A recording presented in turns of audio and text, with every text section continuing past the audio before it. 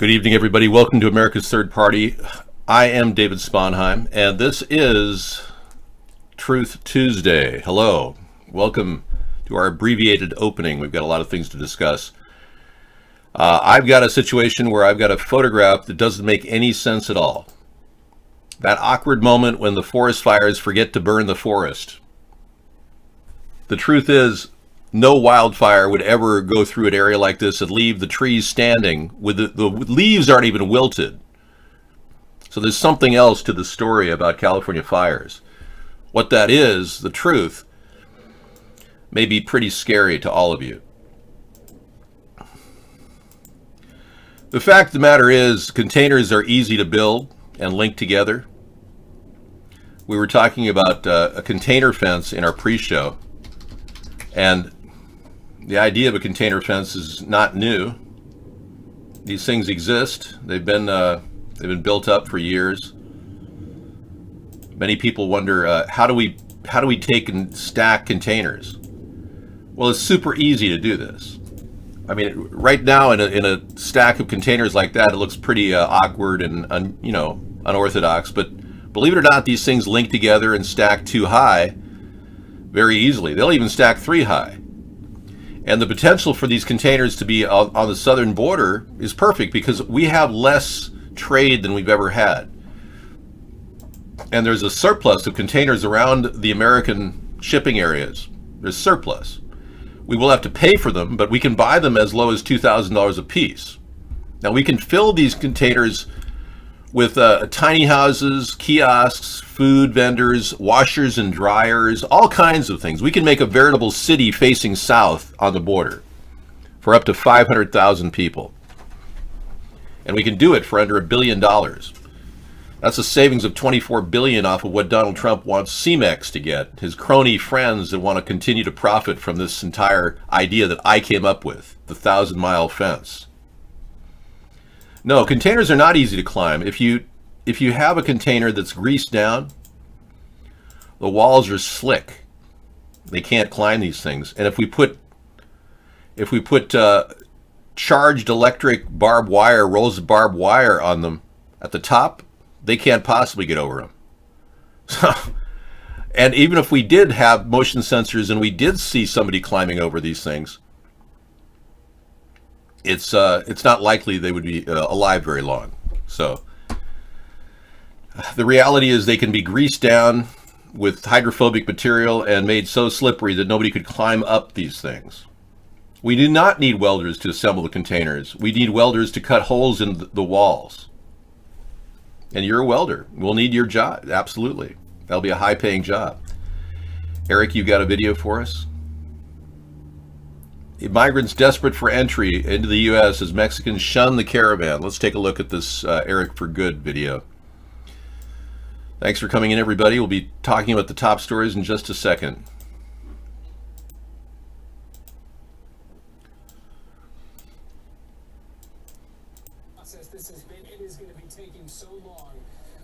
Migrants to ever have the possibility of receiving asylum, then that may not even ever come.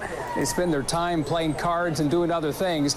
But at the nighttime, during the nighttime, this entire camp is shut down. It's on lockdown, and we're going to be kicked out of here in about 5 minutes. The migrants keep arriving. Hope keeps them moving. But it's getting harder and harder. Perdiendo su paciencia? Are you losing your patience? Yo ya perdí mi paciencia. Oh, yeah, I lost my patience long ago, she says. Yeah, she just wants to go to the United States. Mexicans in Tijuana are tired of the migrants. They don't want them here. The travelers are oftentimes relying on food from church groups in San Diego. By nightfall, the mood changes here. The camp is on lockdown. How's the situation here? No hay comida, no hay agua. There's no food, there's no hay agua, you can't leave, there's no water. Young troublemakers, however, are consistently busting free, causing problems in the streets. Well, needless to say, it is a problem for Tijuana and for the Mexican government. So they've offered 1 million job opportunities to people and temporary job visas to 1 million people. I think Mexico's handled this very well.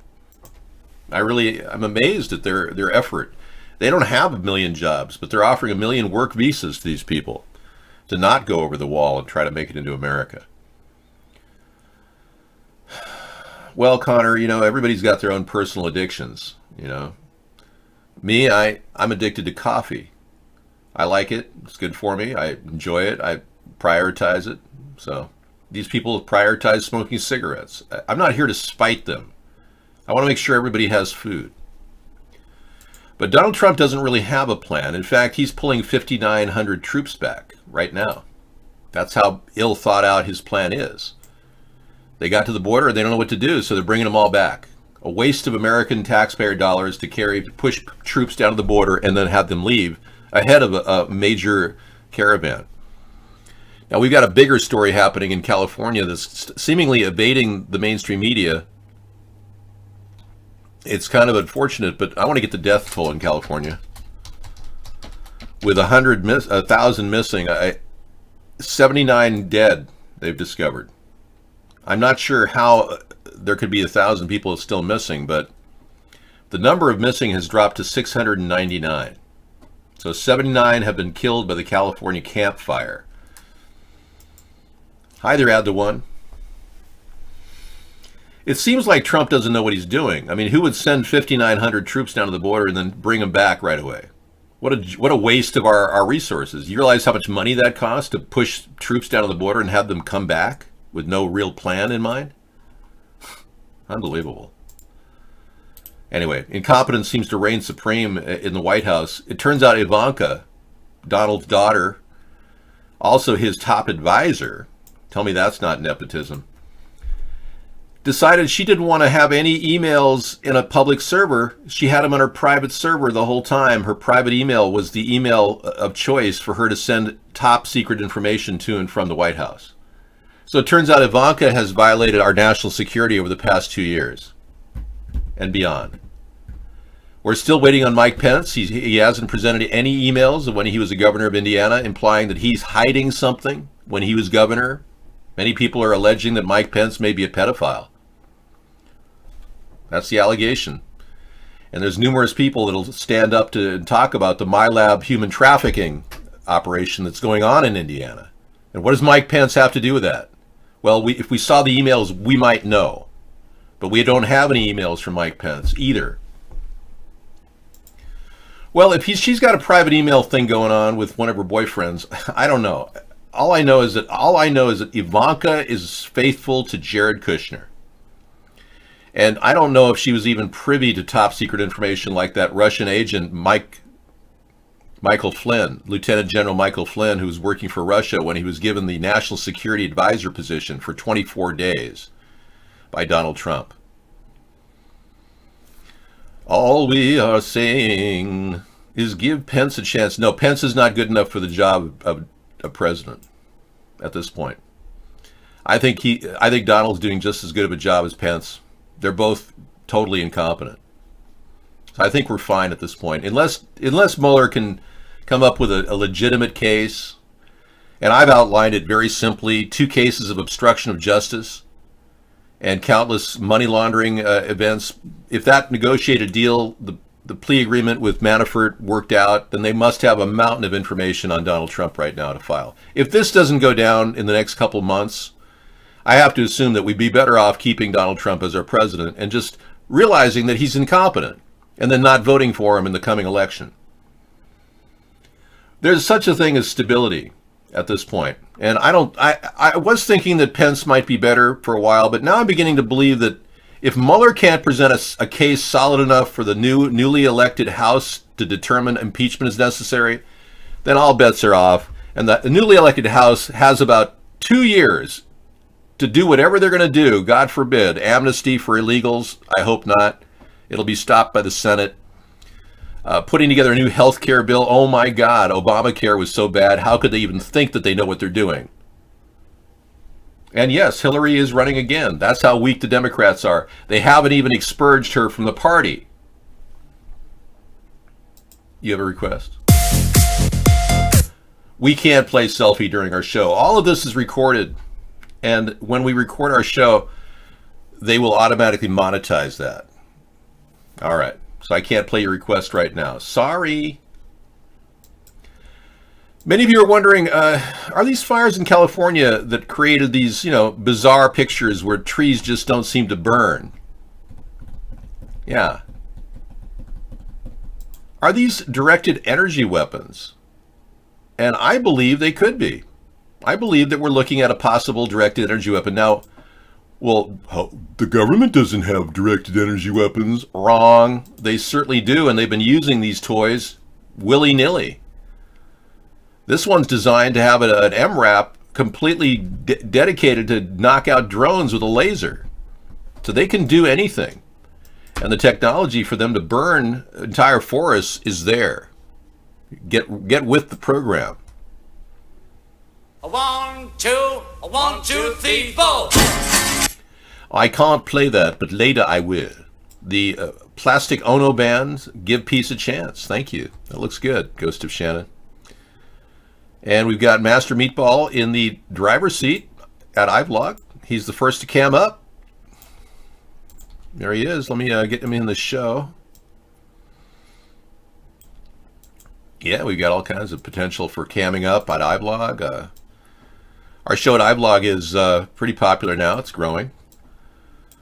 Master Meatball's there.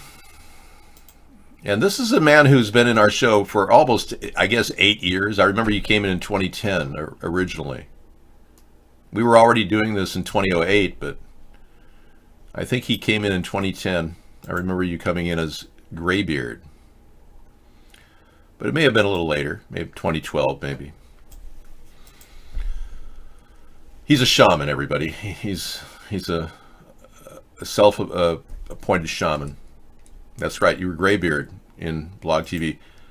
All them servicemen who gave their lives for our country, for all this crap coming into America. We don't need to let these people in the country. That's the Hillary plan. We don't need to do that. Like I said, if we fortify that fence down there and keep our costs down and build a container fence, like I've been saying, we'll be fine. We'll be rat friendly. We just have to maintain some basic needs like food, supplies, washer dryers, things like that, running on solar. What? We have millions of viewers. How dare you come into our Iowa? Yeah, we have millions of viewers around the world. Most of the people watching this show are watching on UHF, so they can't even get the internet. Believe it or not, most people don't have a lot of money. They live on a very meager budget, and we have a huge population of fairly poor people that are watching us nightly. Poor people matter, believe it or not, and they matter more than you know. Trump had a 13-minute video on fake news and the press. I mean, how can this be even a story? Exclusive interview with President Trump. About an hour before we sat down with the president, there was breaking news. A ruling on the CNN lawsuit against the White House for pulling a reporter's press pass. And by the way, Donald Trump caved in on that. When CNN sued him, he caved in, and he now is going to let Jim Acosta into the press room. I wonder what if Jim Acosta is going to even be asked any questions. Jim, could you just shut up? I let you in the press room, but I want you to shut up, Jim. Shut your mouth, Jim. So we've got a 13-minute video of Donald Trump talking about the free press. Yeah. That's like talking to Aborigines about making ice.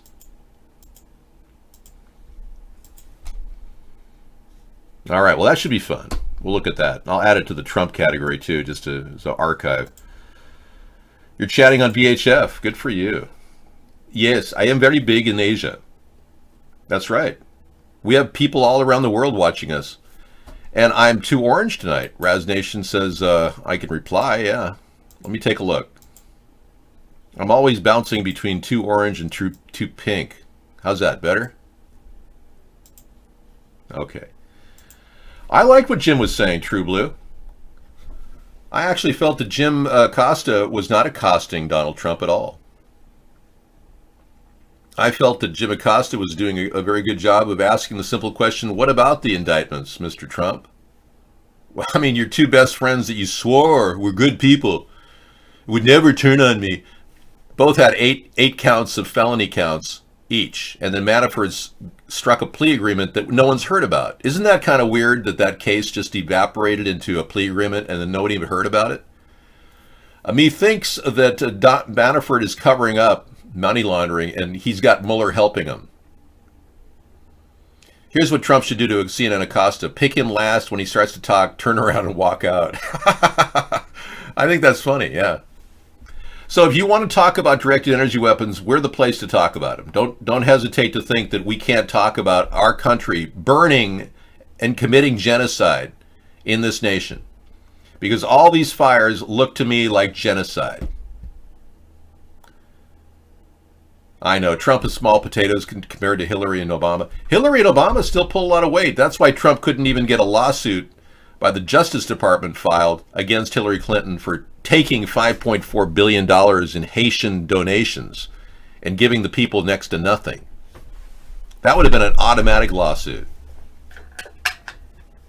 Well, Trump doesn't like a certain person because he did Jim Acosta deny Donald Trump's advances and shun him when he said, "Oh, Jim, you're looking so good. I'd like to be with you privately." Yeah, what do you want to talk about, the containers? You think they had a bromance, Jim Acosta and Donald Trump? Because I don't think that happened. The container wall is possible. I want to show you. Yes, we have proof of major advances in containers.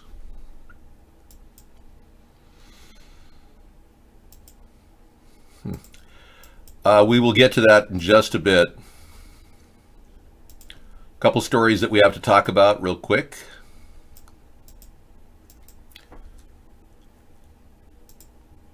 Ooh.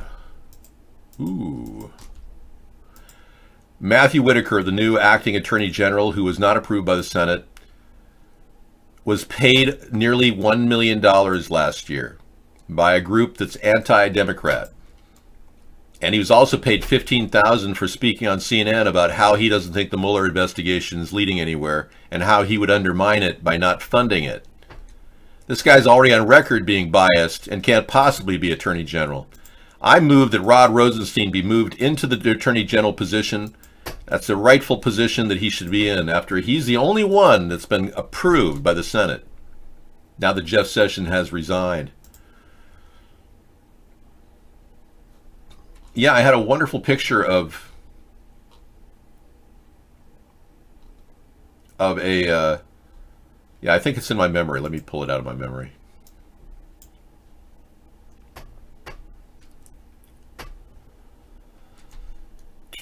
Container walls. Here it is, in Vancouver. Check this out. Thanks for the link, by the way. We were talking about using containers to build fences. Look at this house right here in Vancouver. It's all containers. It's a condo. These things stack and are absolutely strong enough to meet fire codes and structural integrity codes. Any builder can do this. It doesn't take a genius to build huge walls out of containers, let alone apartment buildings. These are all shipping containers. That's amazing, isn't it? So the potential is there. No question about it. I think I'll save that and then make a copy of it. Put it in my... I need a new container picture.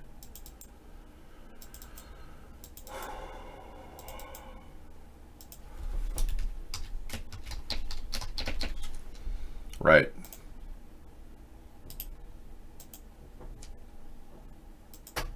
Oh, it can't. It won't save. Dang. Yeah. All right, that's fine. Whatever. Yeah, it's a building made of containers. Well, he's going to pardon 2 turkeys and the Saudi prince, Mohammed bin Salman. Well, the Saudi crown prince is under fire from the CIA as being the perpetrator behind Jamal Khashoggi's death. And I have to wonder why Donald Trump isn't just saying to the CIA, where's the DNA evidence proving that Jamal's dead? So let's get some DNA evidence on the body that was found in the suitcase, chopped up with an unrecognizable face, before we run off saying that Jamal Khashoggi's dead, and then blaming the Crown Prince, who happens to be the leader of a country that we're trading with. And in this instance, I agree with Donald Trump, because it's my idea. I was the one that said this before he even said it. But I really believe that we have to fortify our relationship with Saudi Arabia and not make it fall apart.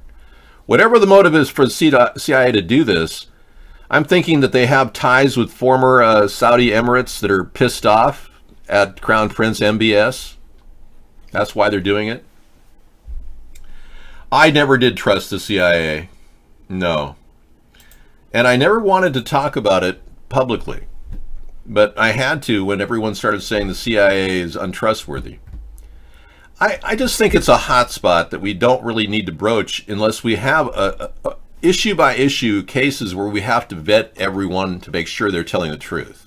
Because I think the CIA has some ulterior motives based on the wars we've seen them start. Well, it's just the same guy. He's been harassing us with it. He has 300 usernames.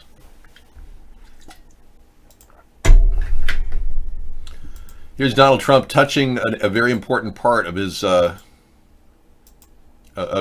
animal, his steed. There he is, touching the horse's ass.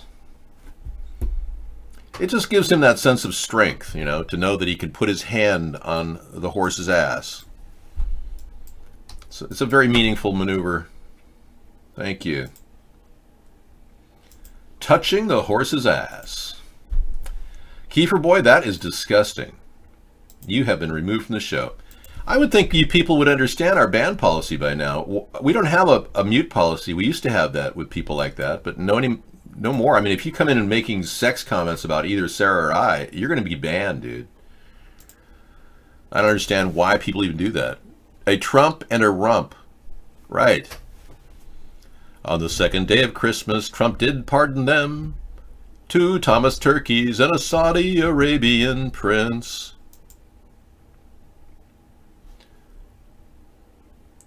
Well, I haven't unbanned everybody, if that's what you mean, Joe.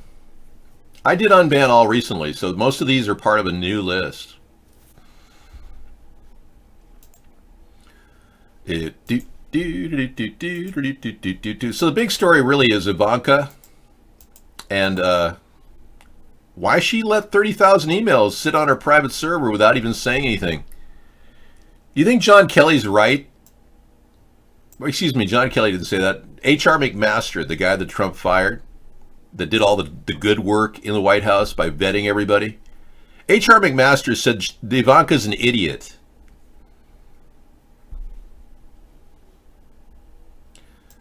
I don't think she's an idiot.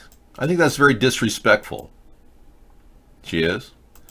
Well, not many people know exactly how to migrate their private servers to a public server.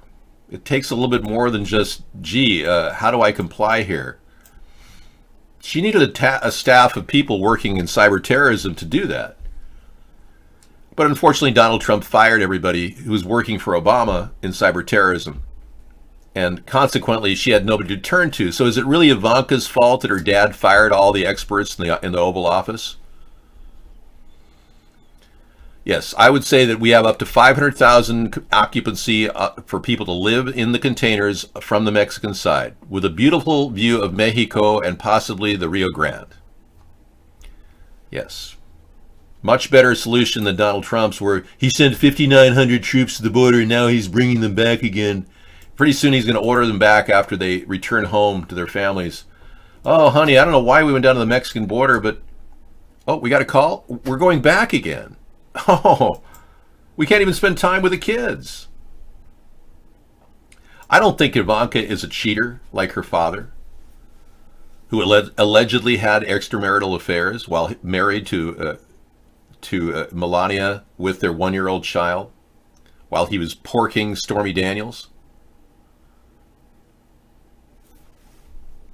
Well, I think at the very least, Ivanka should make all of the emails available for this NSA to review.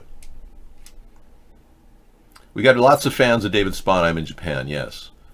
The reason why I'm so popular in Japan is because I did a blackface video, and they love blackface. But they also understand my perspective and why I'm doing what I'm doing. My appeal really reaches the heart of people in general, wanting a say and feeling powerless. That's why I've been doing this for 10 years, because I virtually am like you. I'm powerless. So I'm building consensus among powerless people. That's a big thing, and it's definitely a threat to the power structure. I don't even know what that word means. Yeah. Nor do I care. No, I don't love any particular race of people more than another race. I love people in general, but I hate to see people turn to evil. And I've seen people turn to evil. Yes, you are.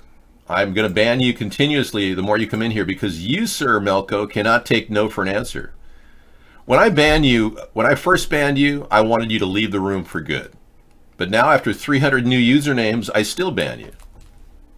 Yeah, I dislike evil too, and I think some people have been taken over by evil. They say Satanism is on the rise. They say that there are more Satanists now than emerging Christians. I don't think that's possible. But in fact, there's way more Christians in China than there are in America, secretly worshiping God because their church won't let them. And if you're a Muslim and you're in China, if you say that you don't want to drink, you go to re-education camp, because you're not allowed to put your Muslim faith ahead of what the Chinese government says. They allow drinking alcohol. So because you would not drink, they say that you've been altered by some disease of the mind. So you have to go to re-education camp. No, I'm not part of Anonymous because I'm not a member of the CIA. You have to be a member of the CIA to be part of Anonymous. That entire group was created by the CIA. It's a front group, just like WikiLeaks is a front group for the NSA. They have unlimited funds they can draw from a blank checkbook, so why wouldn't they want to buy every hacker out there? Most hackers just want to make money illegally. Well, the government could give them all the money they want. So why would they work for an illegal purpose? Why wouldn't they just work for our government? It's what we do from this point that will determine how your future will be. Well, I don't think we have anybody who really understands the political process here.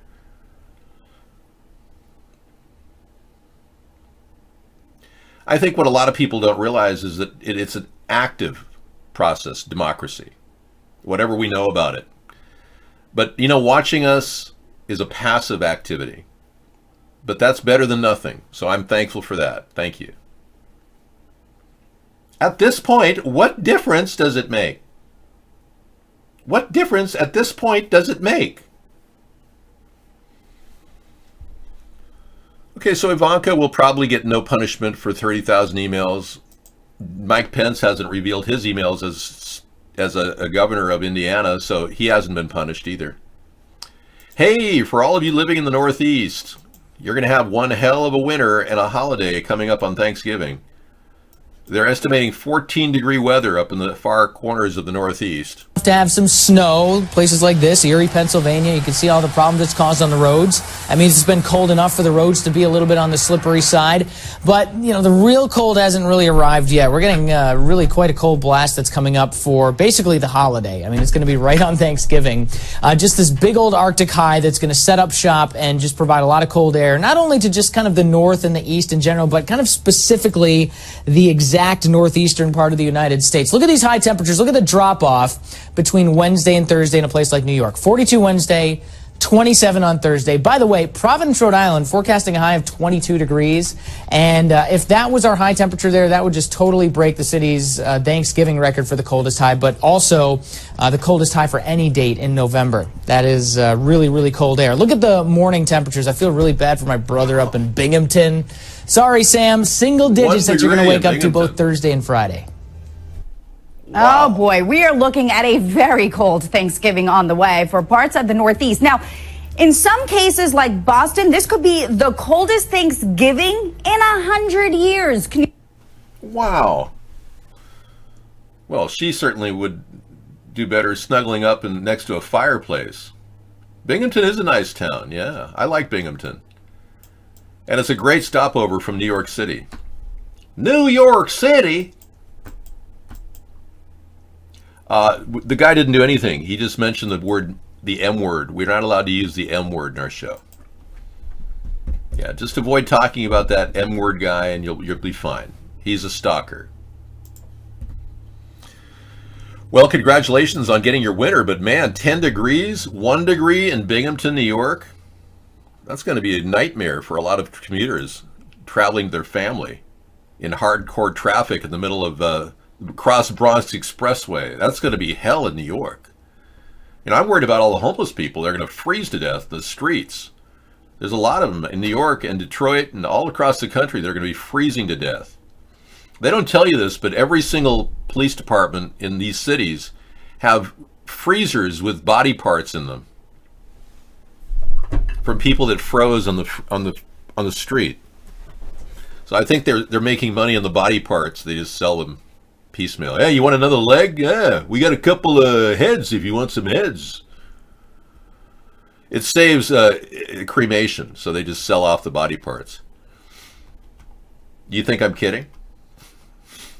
The black market for organs is huge. Oma got very close to it down there in the South. She's been investigating that for some time. Dave, you ever pickpocketed for a living? You know, I've got quick hands, but no, I would never steal for a living. I'm not a thief. I don't believe in stealing anything. Stealing things is a bad policy. I've met people that steal for a living. They always have this one common thread, common trait. They all believe that they'll never get caught. Every one of them. Oh, they'll never catch me. I hear that from people all the time. But they've got cameras this big all over the place at some of these department stores. Why would you steal? Oh, they'll never catch me. It's like a delusion. It's a self-delusion. They think that somehow they're never going to get caught. It's pathetic. So don't ever steal anything. And if you've ever stolen something, strike that path and go in the right direction, the righteous direction. Yeah, organs are big business. Yeah, they always think they get away with it. It's a common thread among criminals. And you know what else is true? They teach this in criminology courses. Every single criminal that commits a crime always goes back to the scene of the crime.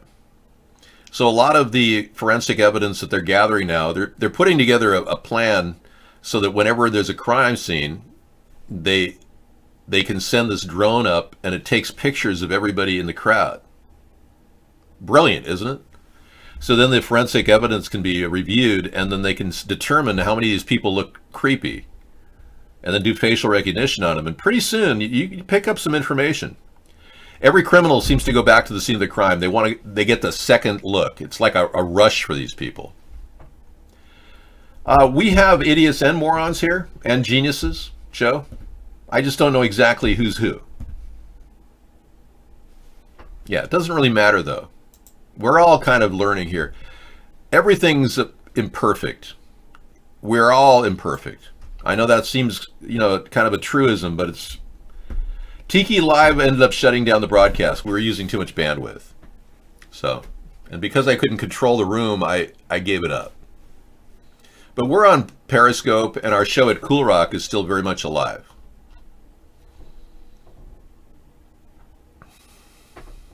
Last night we featured some poor woman fighting a drone out in front of her house. Tell me this isn't the most pathetic thing you've ever seen. She fought a Christmas tree already, a fishing pole, and now she's fighting a drone. Oh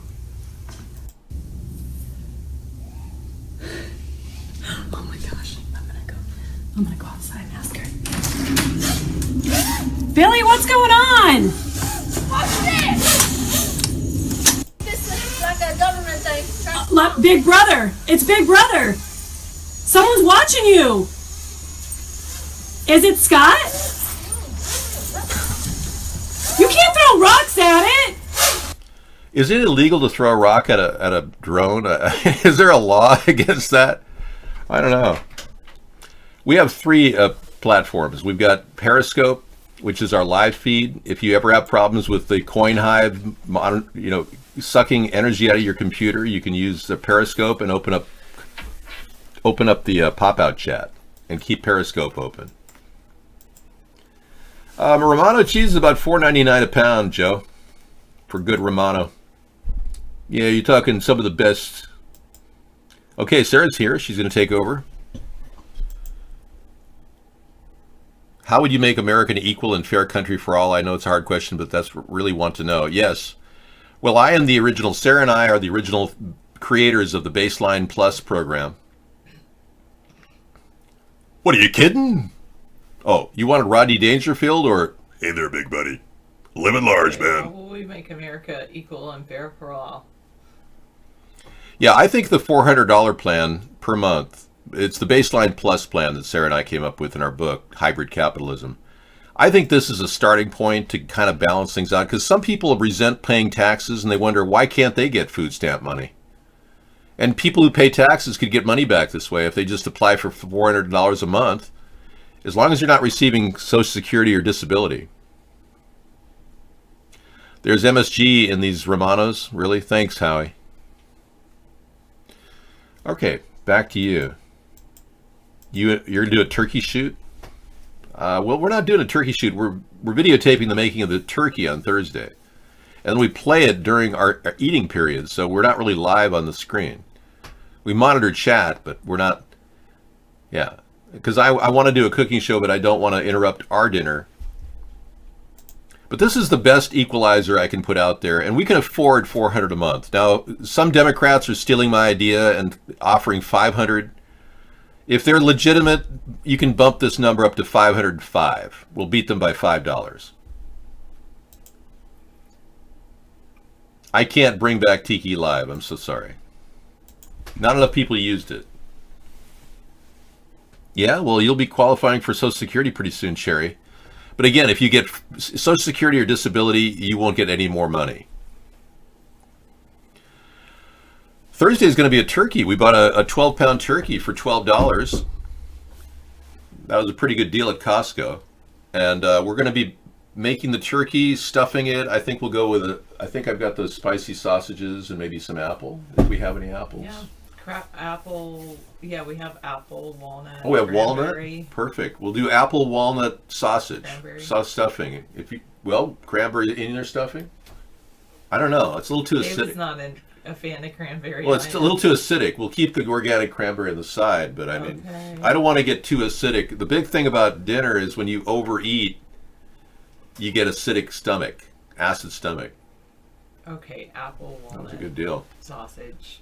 Yeah, apple, walnut, sausage, stuffing. That'll be part of the cooking show, and then we'll be making our alternative to the bean dish. Sarah bought some non-MSG broccoli cheese soup, pre-made. Yeah. We're going to use some of that to make the bean dish. Do you have raw mushrooms? Yeah, I have about probably 10 mushrooms, 15 mushrooms. That would be good. Okay, Sarah's going to come into the show, and I will be back. Thank you. I know. It does seem like just yesterday we cooked on Thanksgiving. That was last year. Wow. Yeah. Every year we make a Thanksgiving dinner. It's pretty good. It just went by so fast. It's pretty amazing. Yep.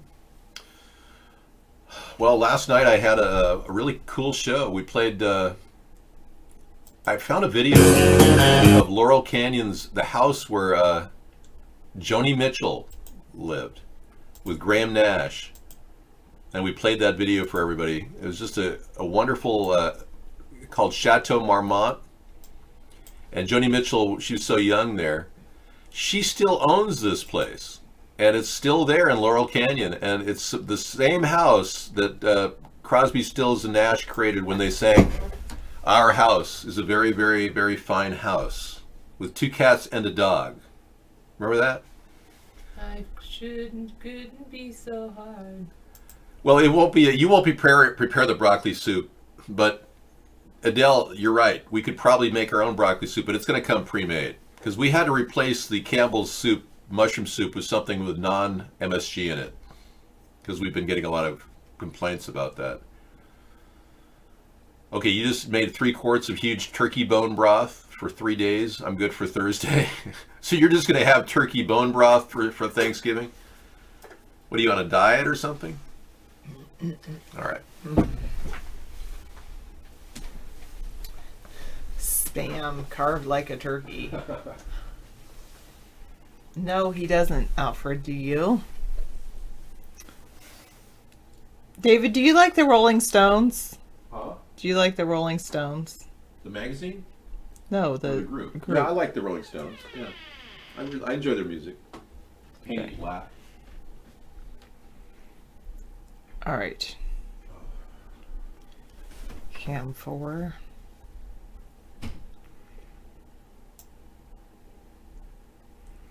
I think Raz Nation's just playing a game. No. Oh, what do I think of David's new name? Cavid? What? I don't know about that. Why would I don't have a thought on that. Master Meatball Candle Maker. Hello, Cherry. You roasted a turkey yesterday and had the broth simmering all night. And then you made ramen today. Nice. I'd have to look up what you're talking about. What is David's new name? David? David? Sometimes he says David.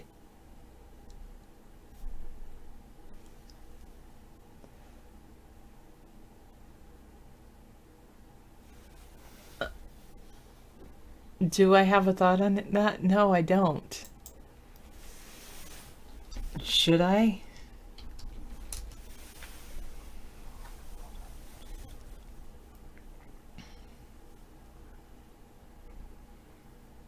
You had an idea. David mentioned picking turkey bones left over from the cans. What? In Whole Foods? What?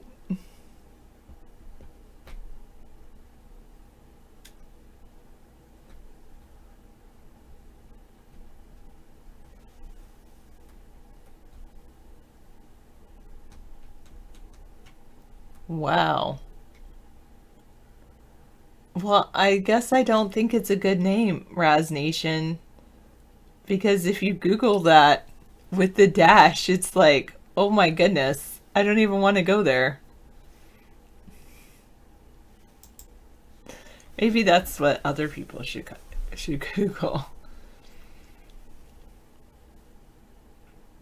A shot collar.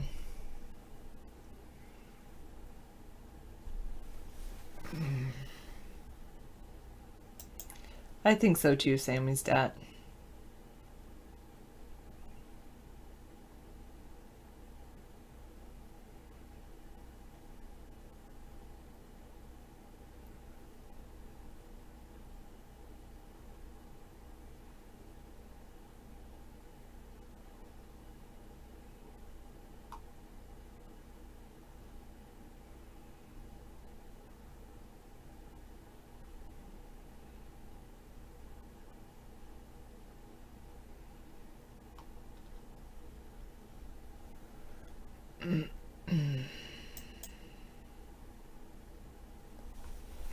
It doesn't matter what the name is.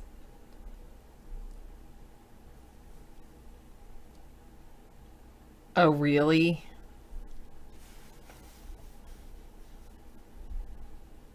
Okay, Real Man, just for you, because Raz Nation loves it.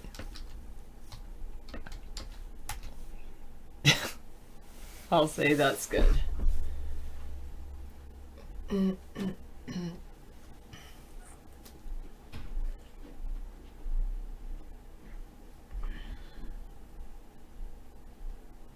Oh, I see. True Blue is saying, if you ask kindly at the meat department after they debone turkey for pre-made meal sandwiches, you can get turkey bones that still have scraps on them because they didn't debone them all the way, and they don't even charge them for it, is what he's saying. But you have to ask very kindly. I get you, True Blue. Maybe that would work. Yeah.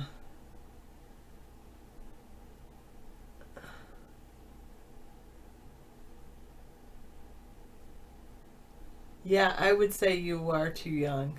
I don't know how young you are, but you definitely do seem too young, Raz Nation.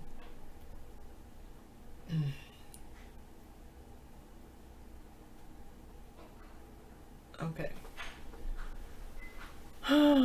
Tomorrow maybe I'll make some waffles. I make a really good waffle. And then, of course, we've got to get ready for Thanksgiving. I think we're going to just make a simple Thanksgiving dish like turkey. Then I'm making kind of a modified green bean casserole. Probably some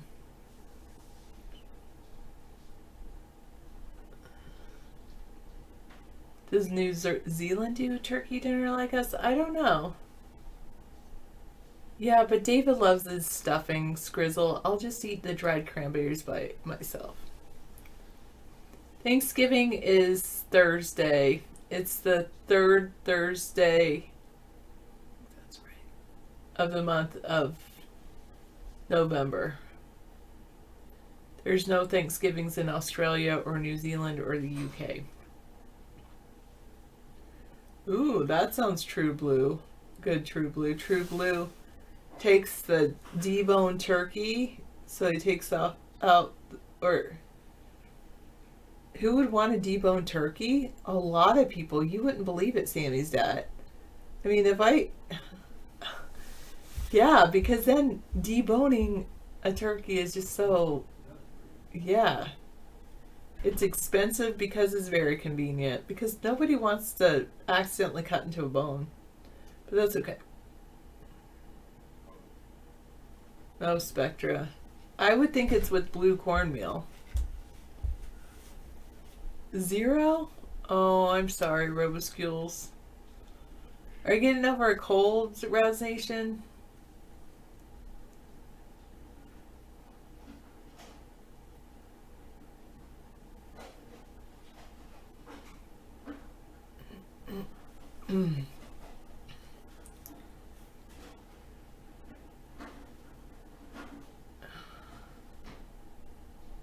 Do I really want to look it up though? Not really.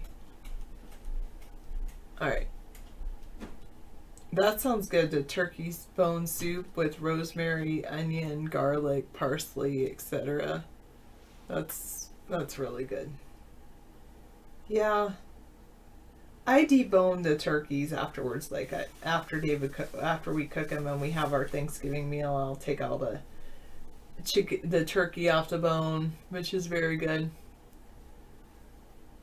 Many things. I'm thankful for David. I'm thankful for you that you watch my show. I don't know if I will make turkey soup with carcass, because see, some people, I do such a good job of cleaning the carcass that I don't need to make a soup. I'm thankful. Yeah, that's true, True Blue. What is Thanksgiving for?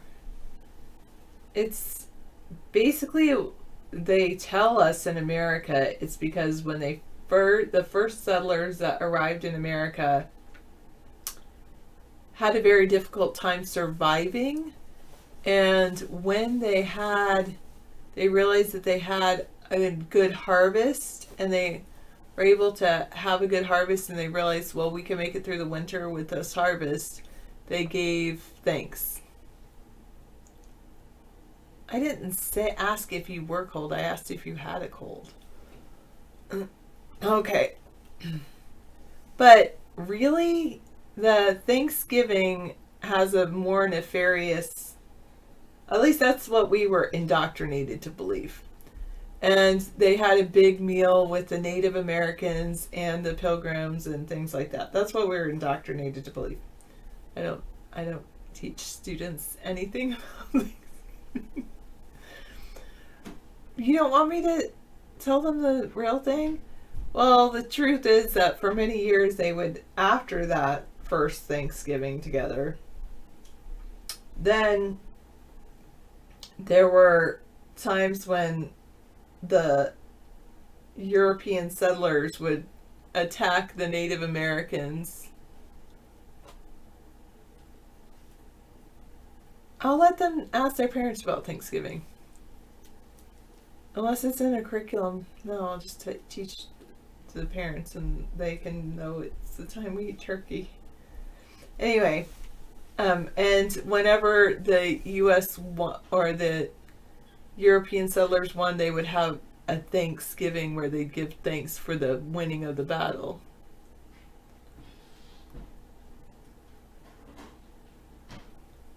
And then they amalgamated it instead of like trying to appreciate different dates of winning different battles. They said, let's just have one.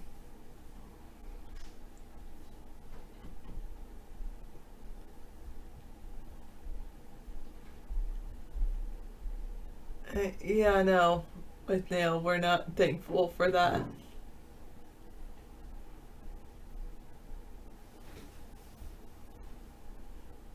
You cut some stalks of raw veggies with permission of produce clerk. Why pay for organic celery and broccoli with a lot of stalks? Yeah. Sometimes they have to cut off the stalks to make it look prettier for those people. It's crazy.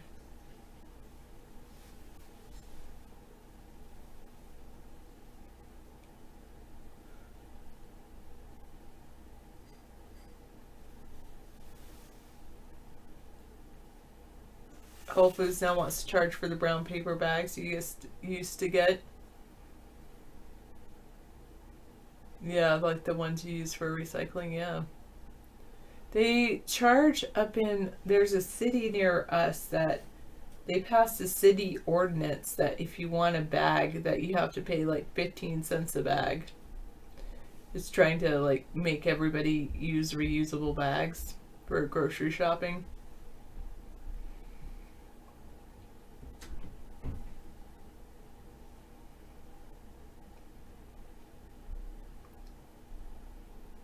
Oh, down there it's a complete ban.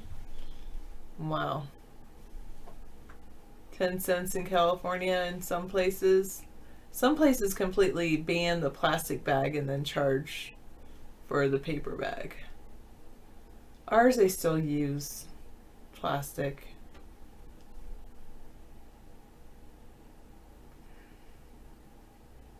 Oh, the liquor store gives you a cardboard box instead of a bag as a way around the whole bag thing if you buy a whole lot. Yeah. Yes, it's a Democratic college town up north that decided to do that whole thing for the bags.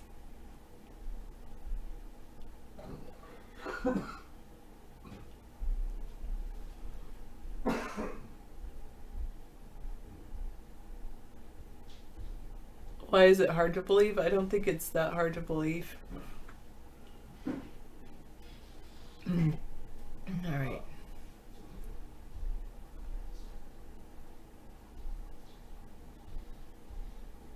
You lost 30 pounds? That's pretty nice.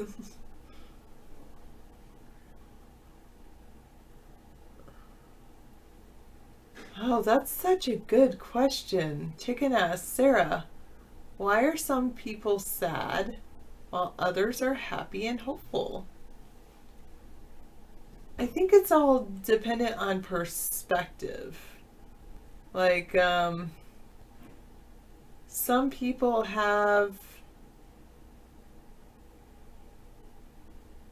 a hopeful perspective, and some people have, you know, they've been through a lot, they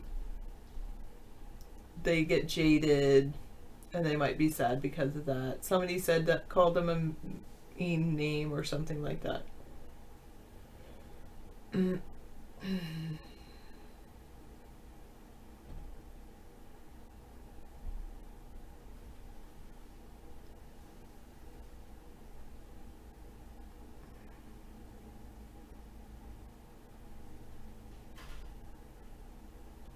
Good night.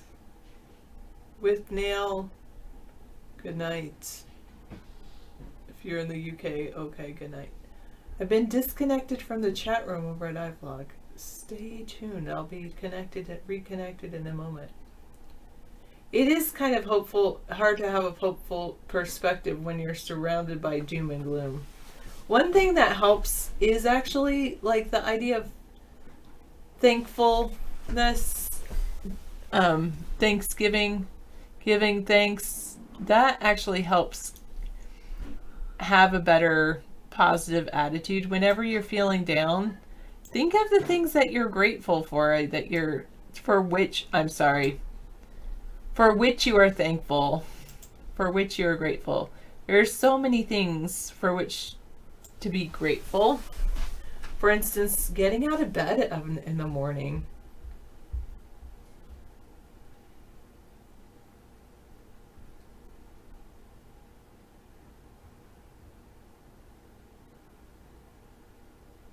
No, we haven't done a show on the new Maunder minimum. What is that? Are you like minimum pay? Oh, whoops, I'm already online. I need to click to enter this room. Okay, Sarah True. Sarah, how do you see the next year as far as how we're going so far? I feel personally my next year will be pretty good. If I can get past this first task in my master's degree, then everything will go downhill from there, or go well from there, I should say. But it's more difficult than I thought. Anyway. But, I mean, I know some people think we're going downhill, and I personally think that a lot of it is climate change, and I think we're going to have a more scary time with climate change within our lifetime. We're probably going to have more fires and more hurricanes and things like that. And I think some people have an issue with that. I don't think people expect as many tragedies or things that we're going to be seeing in the future. All right, Bengalitis last night said he wishes he could go back to being ignorant sometimes. Right? I know some people do wish they could go back to being ignorant. Maybe I am a little ignorant, or maybe I choose to be ignorant. Yes, it's going to be a lot of work to work through my degree, but that's okay. You want to be innocent again? Ignorant or innocent?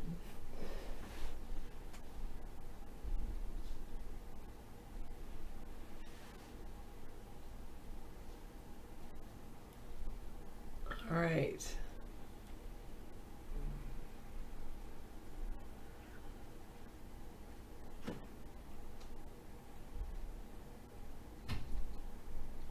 We might 586, except we won't have the capacity to get off the planet.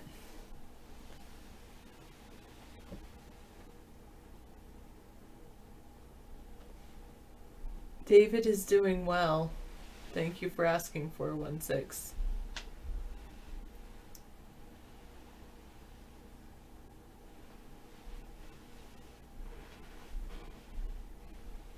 Wow.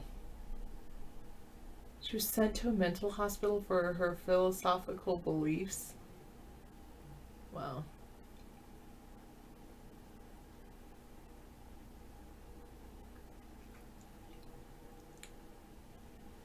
I believe we landed on the moon. It's sad that I feel like I have to say I believe when there used to be things that, most people agreed and believed, and that was one of them.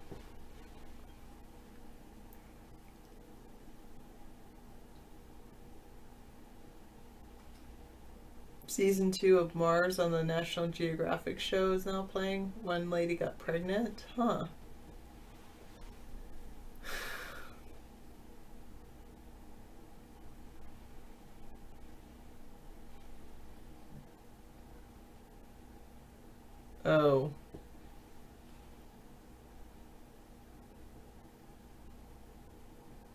Wow.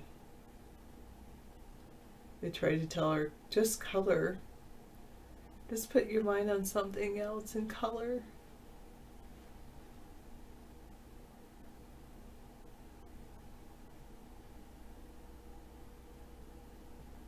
Don't they say it started in Africa, Raz Nation?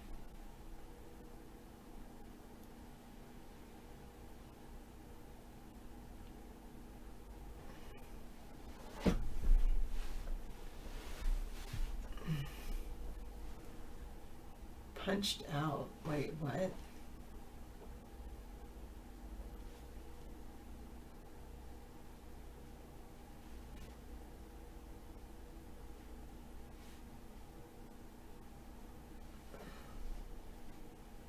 Well, where's the oldest bones from? Do you think that something happened to the bones and they decayed and that's why they can't prove it? Maybe they just, the bones in Africa are preserved, better preserved.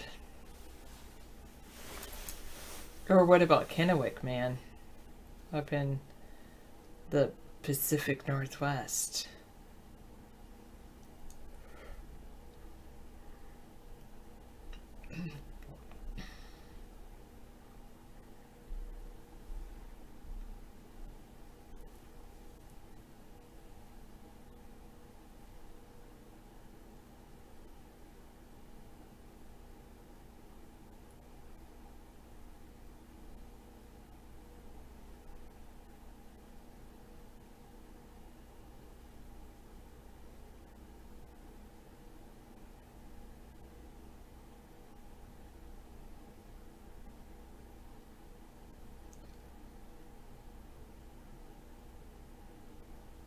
Be wary of liquid blobs, which you come into contact on ISS. Oh, good point, Sammy's dad.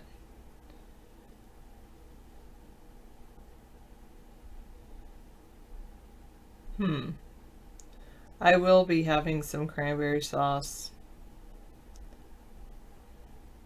And dried cranberries. I like just dried cranberries.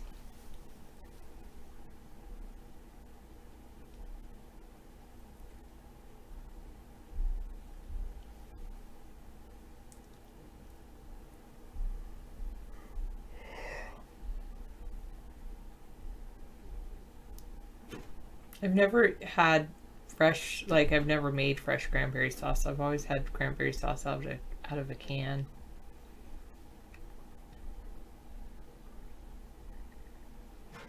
Used to live in Kennewick.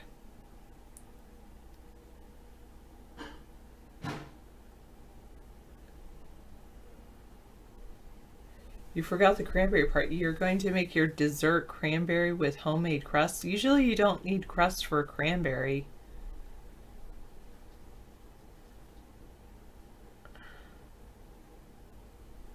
Am I allowed to teach my students against the curriculum? I would say I need to use a curriculum at least half of the time, but I can expand on the curriculum if necessary to meet the core standards. Because the thing is that really what I need to be teaching to is the Common Core state standards.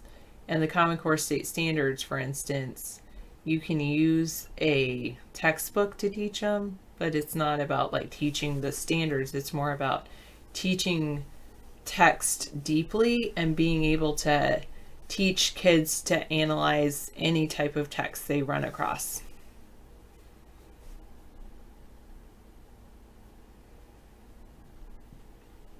I wouldn't teach fake history, but I do teach deep analysis, like try to teach critical thinking skills so students can figure out history for themselves. Cranberry soup?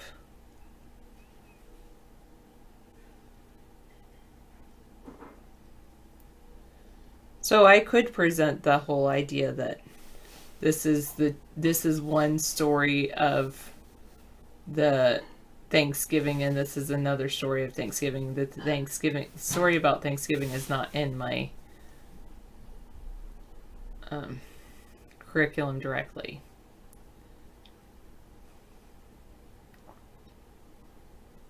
But a lot of teachers teach about Thanksgiving.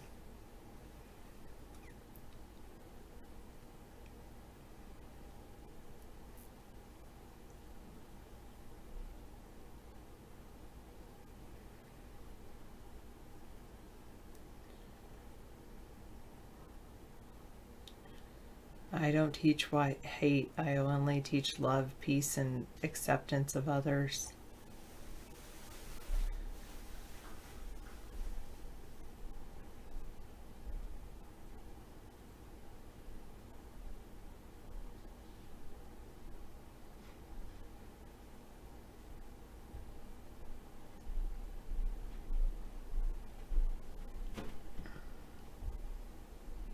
I think there still is a lot to be thankful for.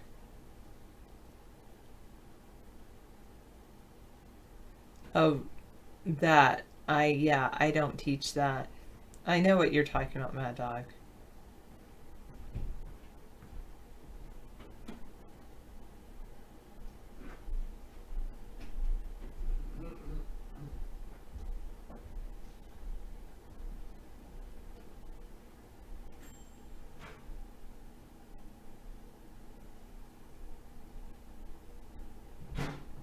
Frontline film documenting hate, the new American Nazis.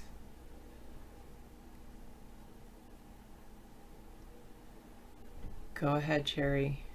You can ask me anything, but some questions I say, I don't want to answer it. Okay. We're done. Mainly 141, sometimes in high school level. All right. Great. Let me just check this here.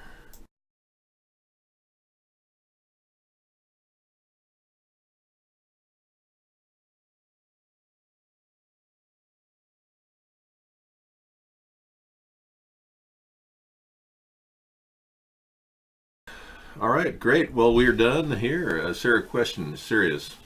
Serious Thank questions. you. Serious. I'm a teacher. I was going to stay there.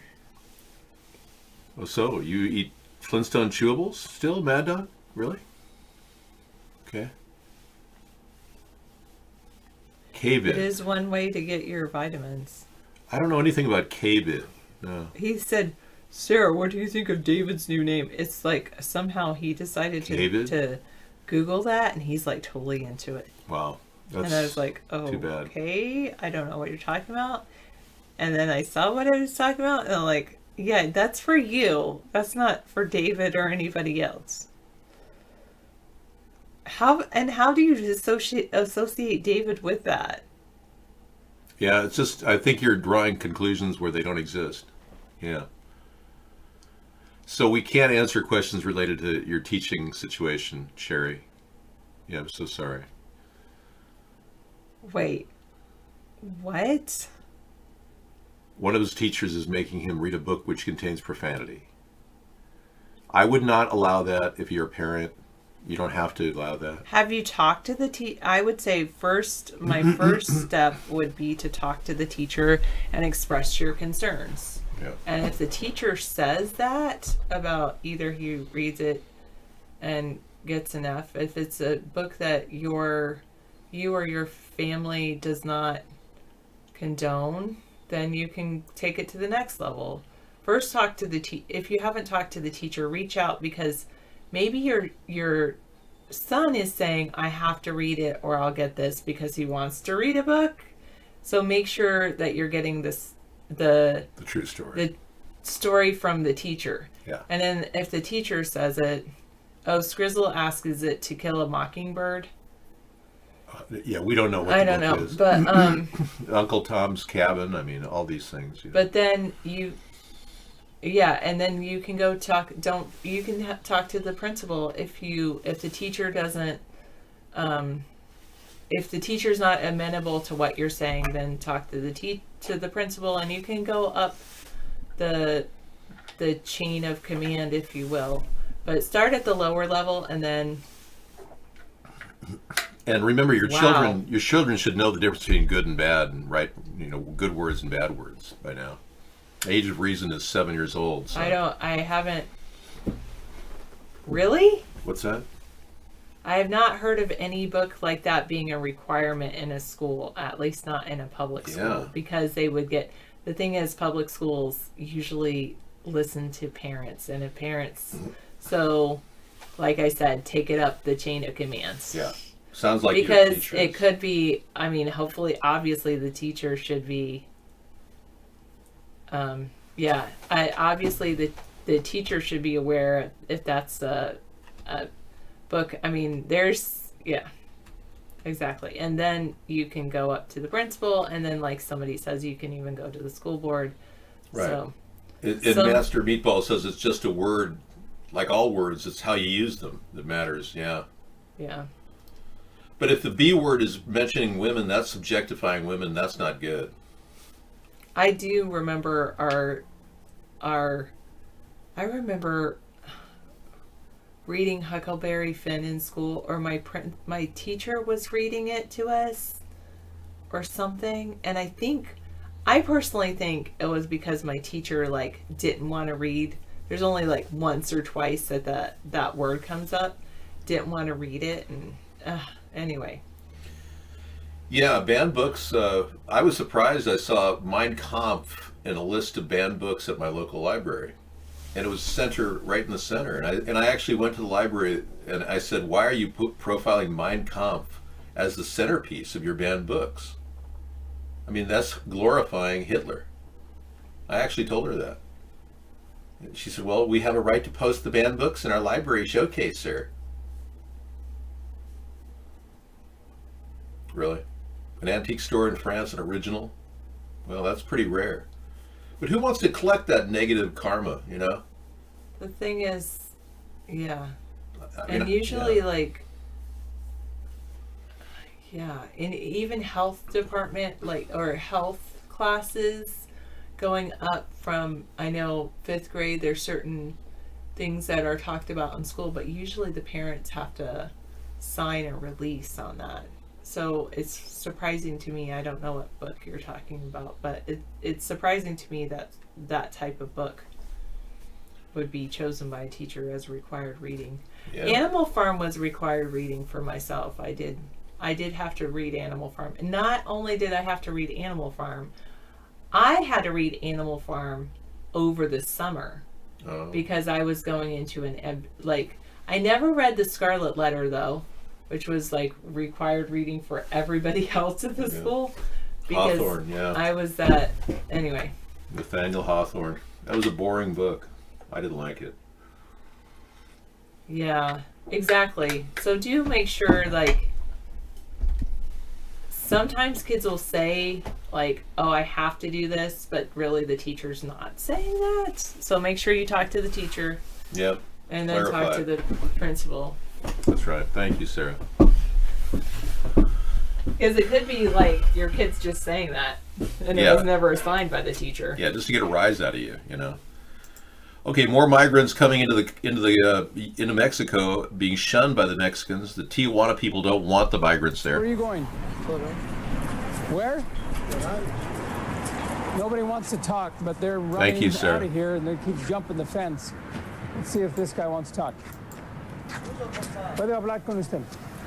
¿Dónde vas? Where are you going? Okay, thank you. The only way into the camp for us was to climb in. Here we go. At 2 a.m. Article there is only trouble 13. hanging out in the camp. Nobody wants to talk, as secret plans are made to escape. And everybody's watching you. And why? What's the fear? Are they wanting to do something? We've seen several people jump the fence. We've talked to those who are jumping the fence. Yeah, they want to jump the fence, and they're afraid because the cameras are here that they can't jump the fence. Within 20 minutes, I was discovered and forced out of the camp. Yeah, he kind of looks like a reporter, you know. It's like, hola, you're not from Mexico, or you're not from Honduras. You're not one of us, dude. In your $75 LL Bean jacket there. I mean, come on. The Mexicans don't like the caravan, no. Hey, so Article 13, why do you want me to play that, Anita? It's just, there's no video in that picture. That's just a black video screen with you talking or something? Frontline, documenting hate, new American Nazis. So there's just she wants us to listen to her talk, I guess. Article 13. I hear from various sources, but other people disagree with it, that with Article 13 you will have to, if you upload any videos, you have to ensure all your imaging is your own copyright, and ensure all your sound material is your own copyright. This will affect painters and artists, especially landscape artists or people that do artwork of various objects of landscape art, which means, for instance, if you wanted to paint an image of, for instance, Stonehenge, you would need to get permission to paint Stonehenge, because Stonehenge belongs to English heritage. And my view on this, it's getting a little bit ridiculous with copyright legislation. It's just going over the top. But it's not in practice yet. They think it's going to be, I think they said it would be December onwards, maybe. But keep your eyes opened and peeled and read the legislation, and don't worry too much for now. But it will affect the art community, especially painters, especially artists that belong to art societies and things like that. They may not be able to paint their local landscape scenes. Anyway, that's all I've got to say. Goodbye.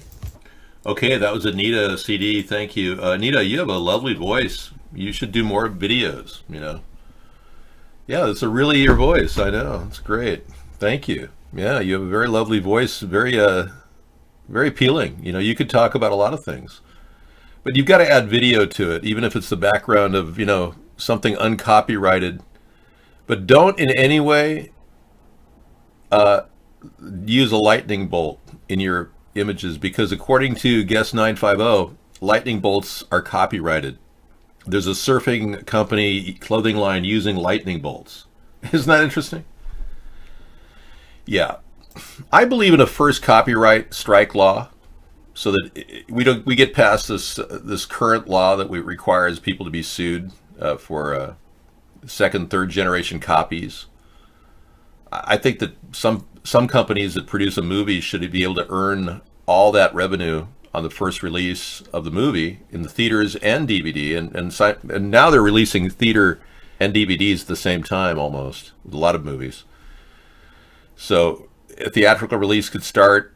You could have a prepayment from Netflix for a prepayment for the licensing, and that would be enough right there. But get it all over with, so we don't tie this up in court. We never had tort reform. There was an effort. The last we heard about tort reform was John Edwards in the Democratic Party, but there's no way we have suggested to simplify the court process, and we do need to do something. Yeah, isn't that, you're pleasantly surprised that that's Anita? Since $1 of the U.S. currency is probably $14 in another country, it only takes them a few years to send money back to their country to build like a mansion. Yes, Cherry.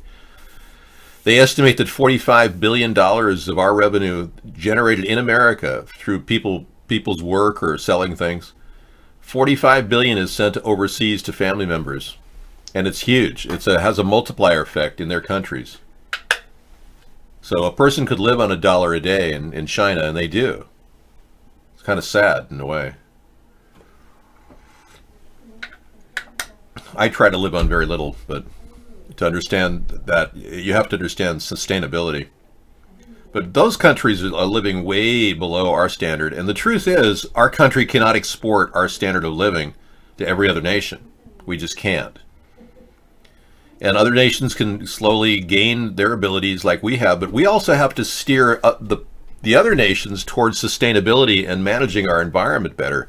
Right now, the truth is Donald Trump is letting all the plastic waste sit there in docks, accumulating. He has not initiated a plastic waste recycling system like we're going to talk about tomorrow night. We need to have a more advanced recycling system. Tomorrow is Wasteful Wednesday, and I believe that we should be able to recycle practically everything we use. And I especially don't like plastic bags. I think plastic bags are posing a huge environmental crisis. We've got to make them biodegradable. We've got to add cornstarch to them, and that method has to be standardized throughout the industry. So we should, continue plastic bags, but they've got to be biodegradable. We cannot allow this crap to be put out that takes 1,000 years to degenerate and gentrify. Gender is irrelevant online. Not when you want to talk to people. I had a hard time talking to people back in the 90s when I was online. If I said I was like a male, 38 years old, nobody would talk to me. Yeah. Nobody cared about a male, 38 years old. If I was a woman, 22 years old, they'd talk to me. But that would be deceiving them. But I didn't do that. Dave, romaine is all banned. I heard about that. I know. I was at a buffet today and they pulled romaine from the shelves right in front of my eyes. Let us leave. Shall we? Yeah, the entire romaine collection was just yanked from the shelf. So hopefully I don't have an E. coli outbreak. The CDC is warning that 32 people in 11 states have been sickened. Yeah, consumers should throw away any romaine lettuce, and retail restaurants should not sell or serve it. That's kind of drastic, don't you think? Have you ever heard of washing the leaves off really well? But they're right. They're being careful. Let us wash our leaf. So this story came out last night, and I think it's still relevant. Mueller might soon bring charges that even Trump diehards cannot trivialize. I hope he does, because we've been waiting for some response from Trump. Hasn't responded to anybody about the obstruction charges or hit the fact that he used money laundered money through Manafort to finance his election. And yeah, we haven't seen anything yet. Mueller seems to be mulling around, doing nothing. It's too bad he can't get Acosta on his team, and Mueller, who's mulling around, can accost Donald Trump with some truth. But Jim Acosta is back at the loop. The CNN lawsuit that filed against Donald Trump has pushed Trump to allow him back in. So Jim Acosta can now go back in the press room and hold on to his mic and covet it. Oh, Jim, I see you're fondling your mic. Oh, don't do anything unnatural with that, Jim. We're going to make sure Jim has a very good mic. Everyone, give him a good mic. I have played the documentary A New Leaf. It sounds familiar. I thought A New Leaf was a movie with... Yeah, it's a movie. I remember it as a movie with a wonderful actor, Walter Matthau. Yeah. He dates this really rich butterfly collector whose car has no social skills. It's a very funny movie. Is that the documentary we were talking about? Oh, it's about Kratom? Oh, okay, man. I did not know, man. Rich Little was talking about my impressions on Howard Stern last night. I don't believe that. Yeah, I have a signed lobby card of Rich Little. I'm not going to ban Fries. She's one of our regular viewers here.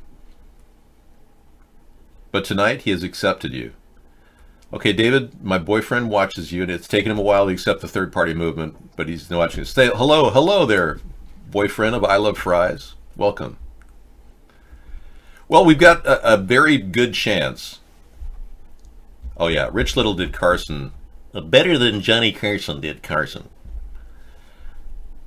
But yeah, we've got a chance to build a third party right now that can topple the two-party corruption, at least partially, and not get sold out. If we can hold our own and keep this non-materialistic message going, we won't be viable like the two parties have been.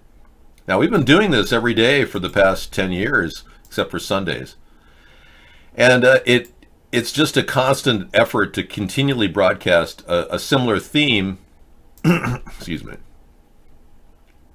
And it's certainly a better choice than doing nothing, which is really what they want me to do. They want me to do nothing. They want us all to accept that they have all the money and they're going to control the future of the world.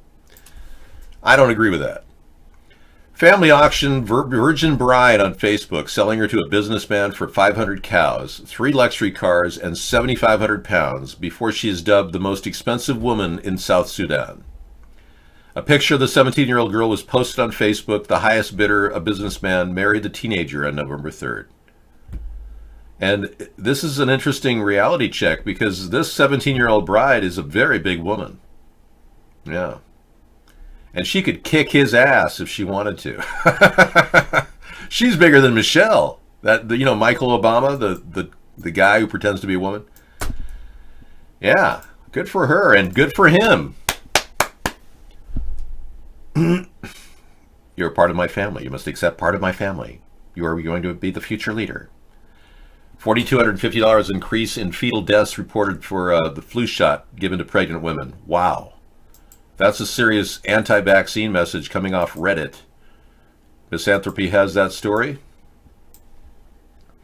Documentation received from the National Coalition of Organized Women States, NCOW, states that in between 2009 and 2010, the mercury-laden combined flu vaccine had increased vaccine adverse events report systems, fetal deaths reports by 4,250%.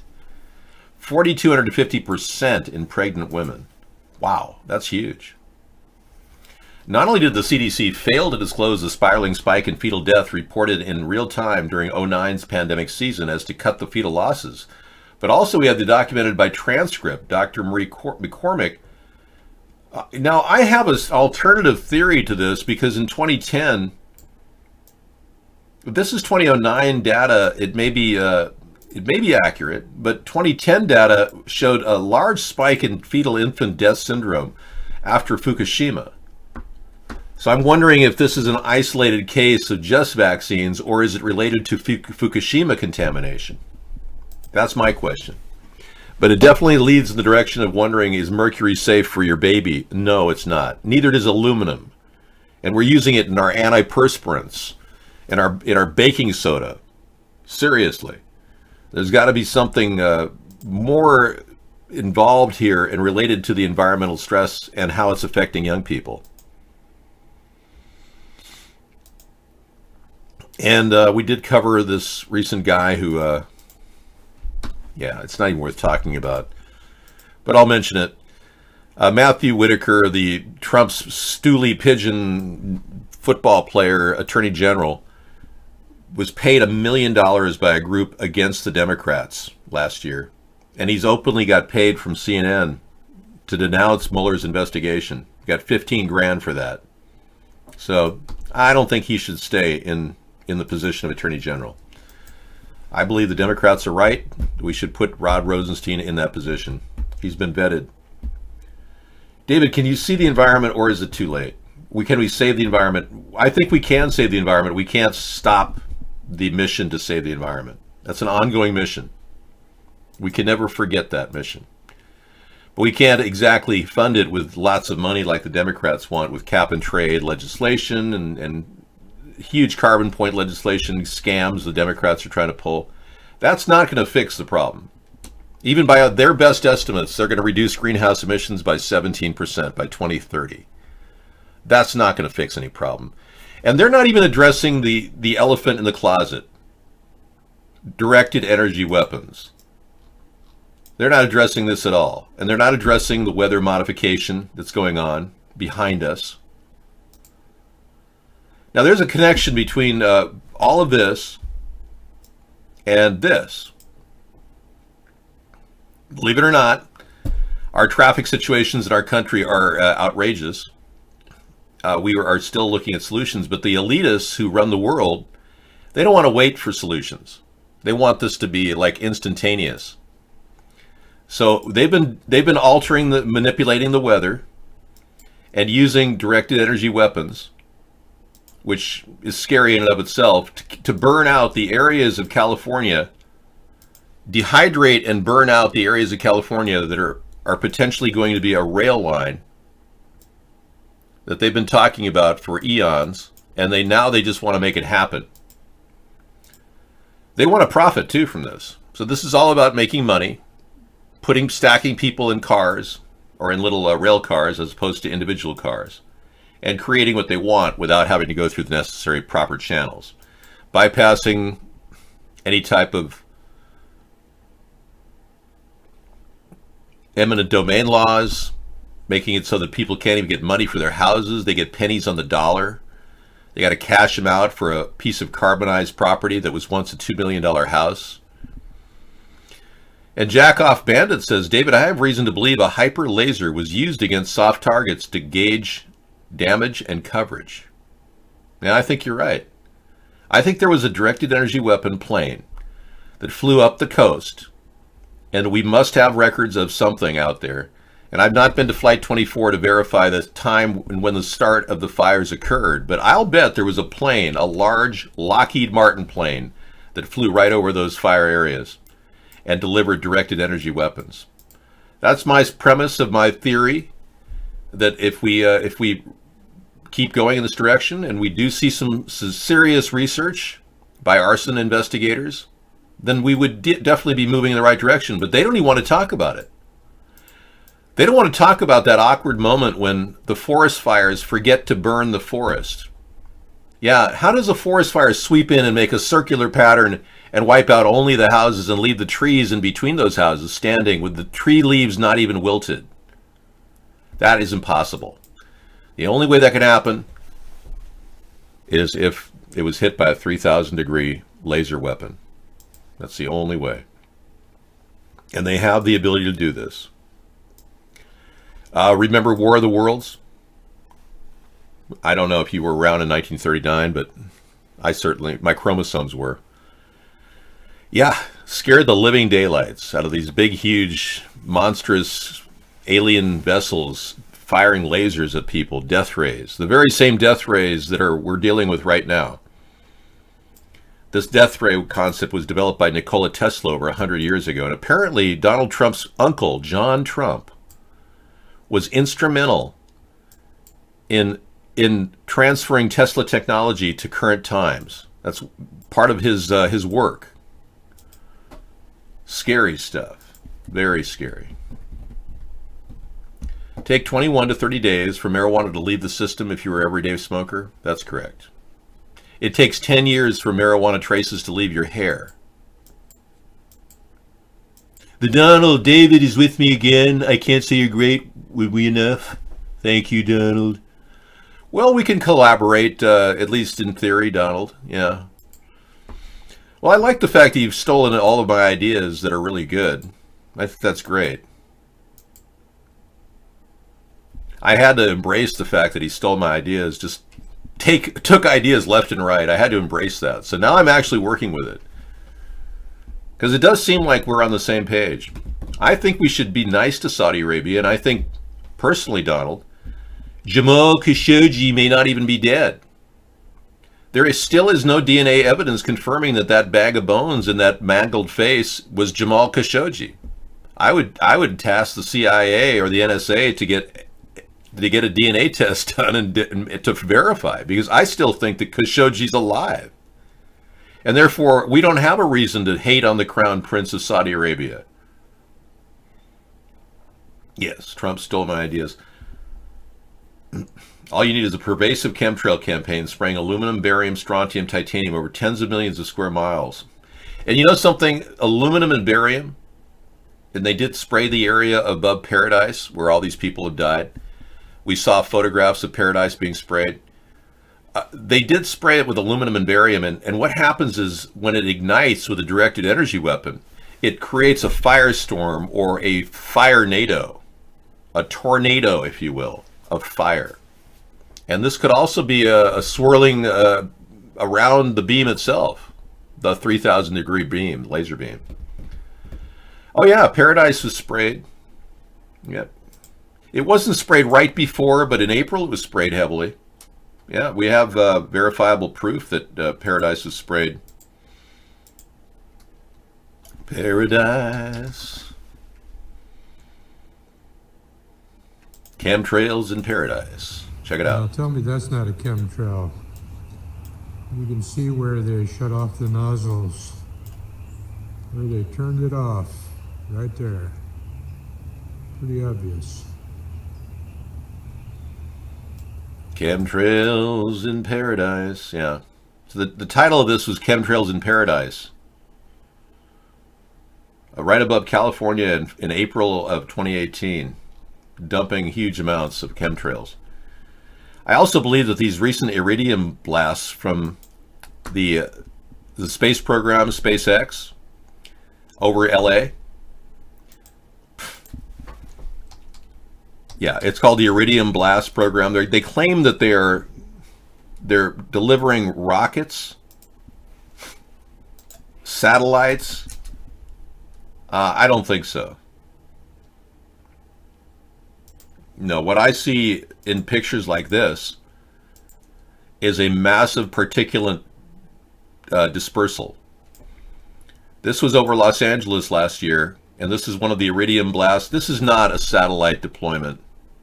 This is a massive spray of a solid, toxic ball of something blowing out chemicals in all directions. Probably a ball packed with charges of aerosols deep in it that just continue to release all kinds of particulates. This is a massive air pollution crisis created by the SpaceX Iridium project. That's what this is.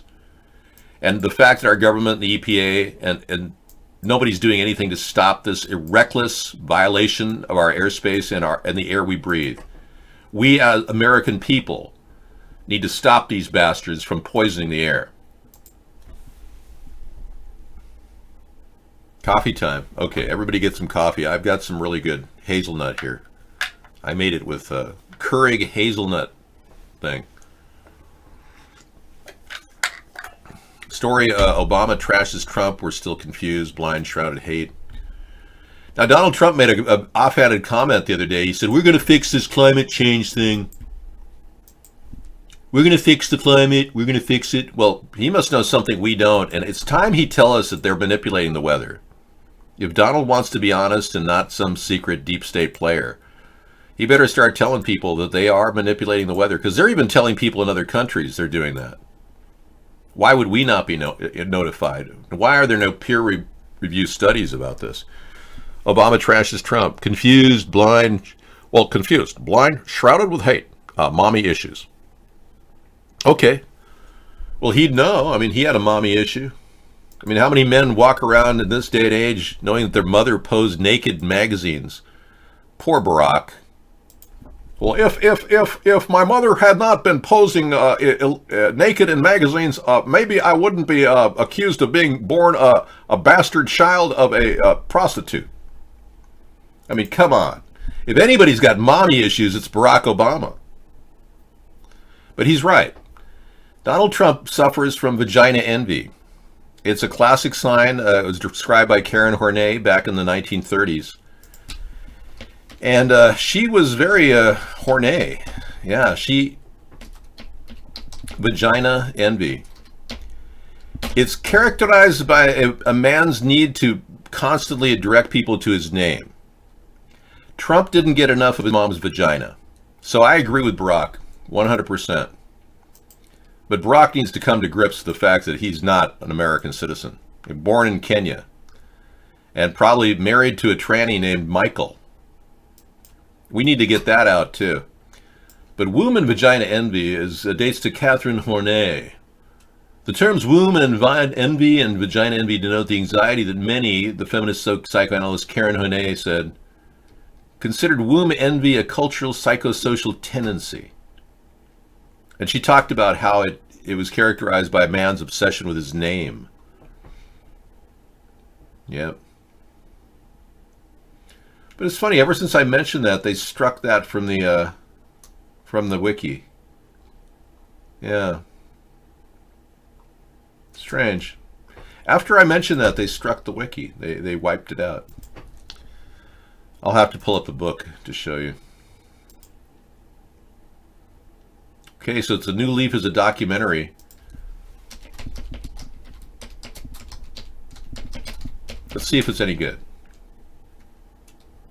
The trailer. Okay, well, there's a 2013 trailer on it, but I don't know.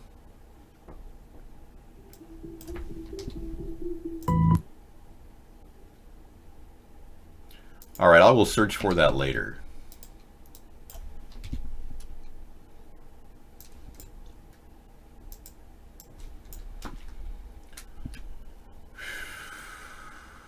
Doesn't seem to have the documentary on any known network. It'd have to be purchased. Okay, back to you in the room.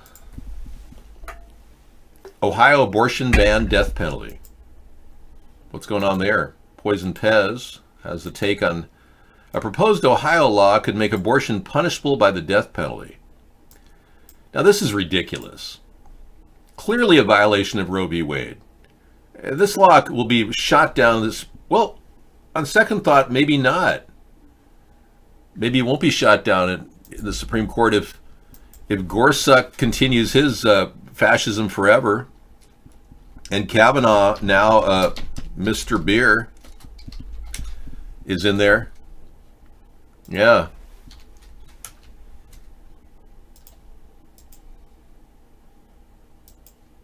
We drank beer. She had one beer at the party and had beers with, and having some beers with friends, or just to meet up and have some beers. Drinking beer, which I gladly do. I like beer. Have for that. I like beer. I don't know if you do. Okay. Do you like beer, Senator, or not? What do you like to drink? Next one is Senator, what do you like Judge, to drink? have you... In any event, we drank beer and... What's this thing with his nose? Does he like snort coke or something? I mean, people that do this snort coke, I've noticed. That thing with their nose, you know? Anyway, yeah, it could be that they'll make a death penalty out of everything. He's the guy behind the Patriot Act. And he's also a guy who made it so that foreign governments could donate to people like Mitch McConnell. The Russians pay Mitch McConnell's re-election fees because of Brett Kavanaugh. Yeah, he's easily buyable. That's a problem. And no one ever investigated his $200,000 payoff last year. Yeah, Brett Kavanaugh is going to have to be impeached. And if the Democrats can't do it, I certainly will spearhead that plan. And I think we need to possibly impeach a couple other people too. Elena Kagan. It looks to me like she got that position for paying back. It's payback for keeping that Barack Obama birth certificate issue from getting put in front of the Supreme Court. That was Elena Kagan that kept it out as Solicitor General. I'm just telling you what needs to be done. If I don't go national, all this is just mindless, comments about what needs to be done. All I can do is tell you what needs to be done. You'll have to either implement it or not. But we can't have people on the bench that are completely viable. And I think we have to revisit the Anita Hill case and possibly impeach Justice Clarence Thomas too. I think impeachment is the way to go, especially with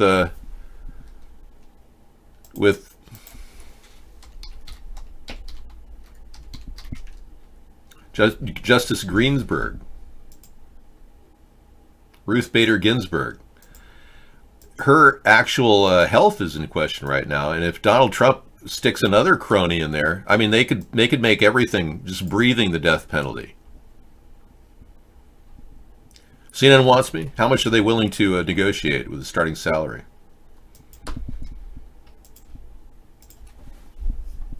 I'd have to move to the CNN studios and work out of an apartment building. I could do something from Skype.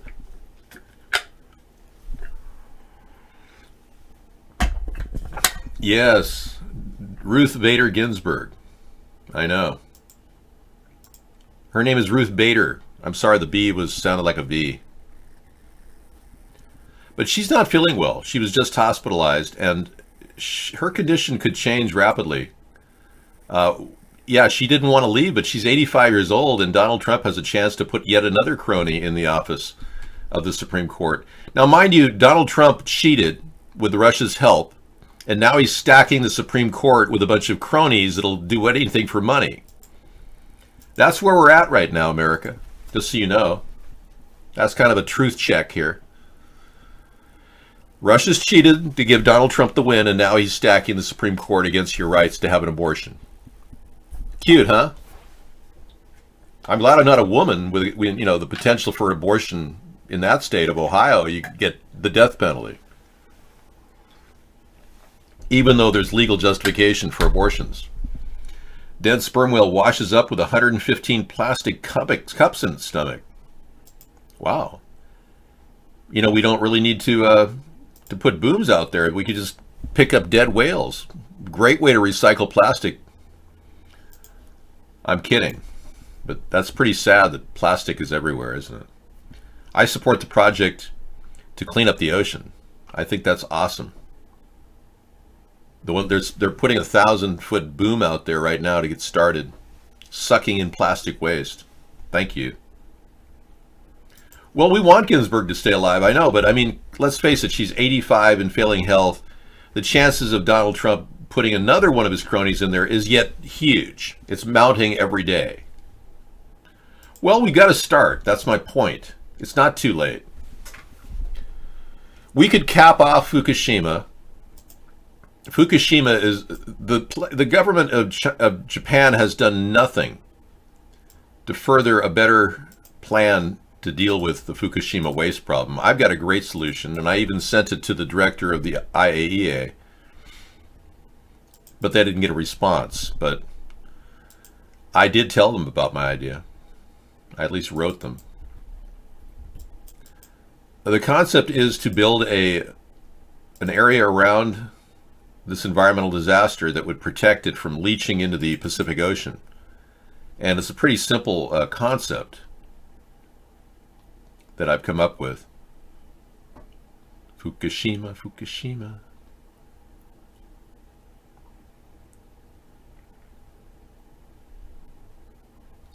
Here's the mound idea that I put together. It involves blocking the exit of the Fukushima Bay area, and involves actually creating a U-shaped diverter around it. So this would divert water, which is coming down from Mount Fukushima this way, with a 5% grade, from getting into the complex where all the corium in the 6 reactors has contaminated the ground here. And also blocking this area with some abandoned vessels that could be sunken. You could put a couple destroyers in there that are abandoned, tugboat them over there, and then bury them with plastic. Actually, there's water-setting epoxy cement that you could fill in and just dump it all through, just basically block this whole exit. So the water in here is contaminated. The water in the ocean is not. This is one way to cap this problem, and every single one of these reactors can have a mound put on it that would service a variety of factors. We could develop a fast breeder reactor that could get rid of 97% of the corium that's in the groundwater right now. But this is a mound that would come from the dirt that we create out of the U-shaped diverter. And these mounds would be easy to build, and we could even build a shaft inside the mound so that we could send robotic vehicles into the sector here to pull out the corium and be transferred out to a fast breeder reactor. And we have multiple mounds if this project was fulfilled. Apparently we don't have anybody with any brains in TEPCO that can resolve this problem. What they've done is barely adequate. Moving the radioactive material was a starting point. Putting them in barrels was a good move, but we've got a serious problem. And if we block this exit, the Pacific Ocean will be safe yet again. Radiation is not as bad as you think. It's bad, and it can cause immediate thyroid cancers if you're exposed directly to it. But in low levels, at a diluted level, like you're getting it in your tuna fish right now, we can resolve this problem long term and continue the fisheries that are in the Pacific Ocean, but they're dying off. The truth is the Pacific Ocean is dying off, and our government is so inept. They haven't even gone to the Pacific Ocean to check the levels of radiation affecting the population. Independent people have done this. They've gone to the coastline and checked the layers of radiation, like in the California area. The meters are through the roof. They've got numerous indicators that show levels 10 times higher than normal along the California area.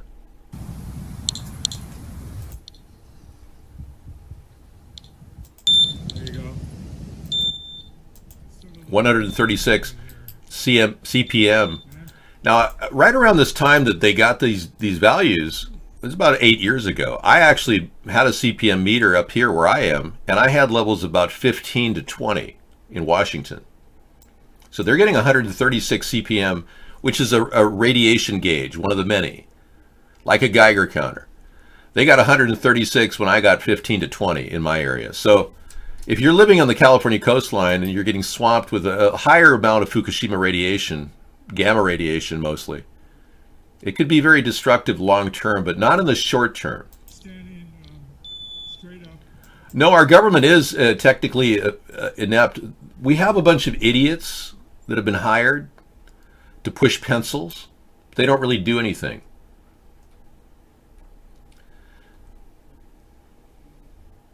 Japan wants to turn Fukushima into a radioactive dump. Thank you. Thanks. They want to turn Fukushima into a radioactive dump. They've actually talked about turning this dangerous area, which is tsunami prone, earthquake prone, into a place other countries can dump their radioactive waste. Isn't that absurd? So we need to actually intervene and get Shinzo Abe to get to the talking table. This is almost a international crisis, which has been ignored by our inept president for so long that here we are, talking about it 10 years later. Excuse me, 8 years later. I know. But it's not as bad as you think. Radiation levels have actually been significantly lower. The effect of radiation has been significantly lower. But it has forced some people to wonder, are we overexposed? One person, Galen Windsor, worked out here in the Hanford Nuclear Waste Repository, and he's on record talking about how he ate cake uranium. He actually ate radioactive waste, which is kind of amazing that anyone would just sit there and eat radioactive waste. Here he is eating it. Material. You pour it out in the hand, and that's radioactive contamination. Is it radioactive? Yeah, it is. Very radioactive. Now, decontamination is nothing but scooping it back up and putting it into the bottle. I just now decontaminated my hand. No, I didn't do such a good job. Not good at all. Is it still radioactive? Yeah, that's called residual radioactivity. Now, under the decontamination rules of the government, when you decontaminate somebody like this that's that contaminated, and this is certainly a reportable incident under current DOE regulations, when you decontaminate him, it has to go down a controlled drain so that you don't disperse radioactivity. Do I qualify as a controlled drain?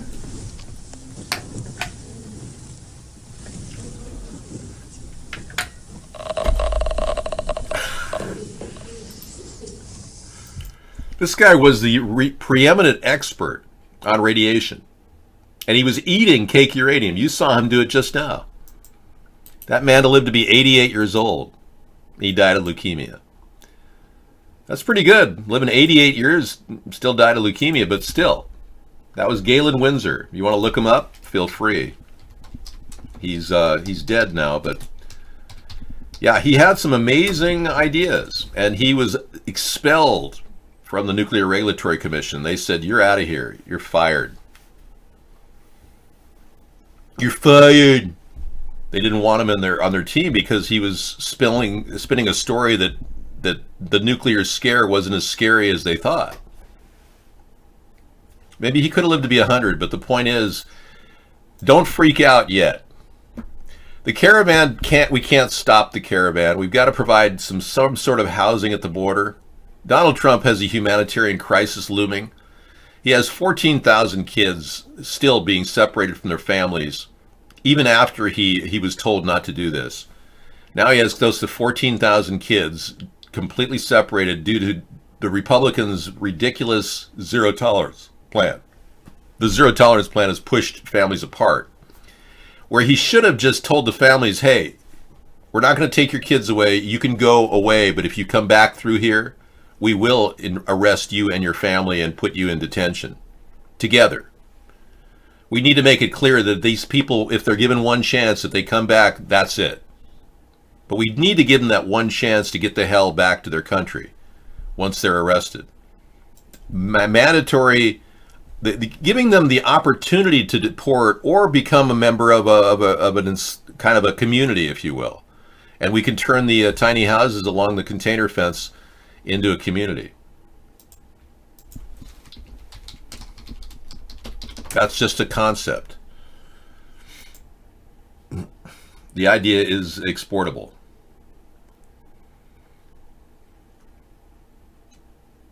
Well, you can see that they have apparatuses that can do the lifting, but they're already dry docked.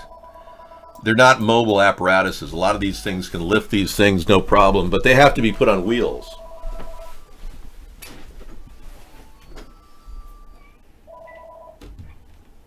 Yeah, go ahead. Okay. I sent the caller voicemail. Goodbye. Oh, goodbye. Thank you. So these things are very exportable, and they could easily be built into a wall. A beautiful wall. A wonderful wall. A 1,000-mile wall.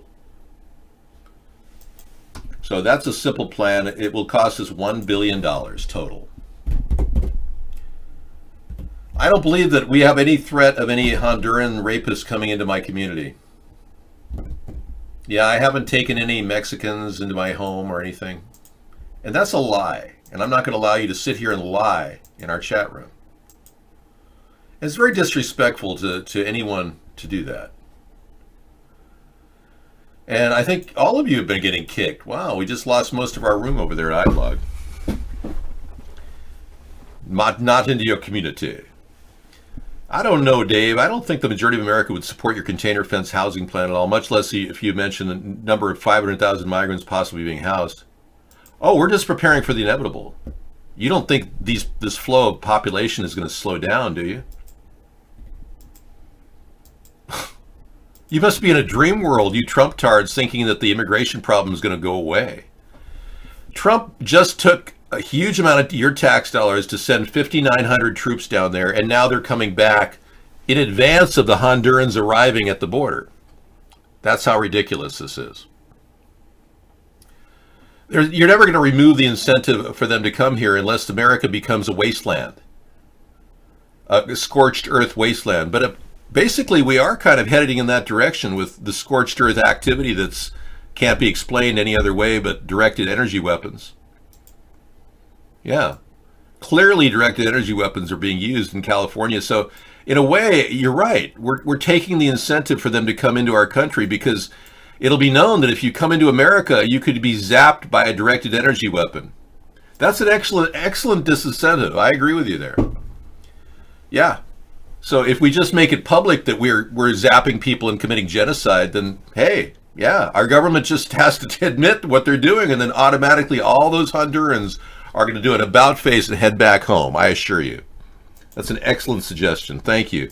Well, if they don't like my 1,000-mile container wall, which does not have to be a tiny house solution until later, and they can't, we don't need to open these containers up at this point, but we could later. But a 1,000-mile fence for $1 billion, that's a good idea. Thank you, David. You're so smart.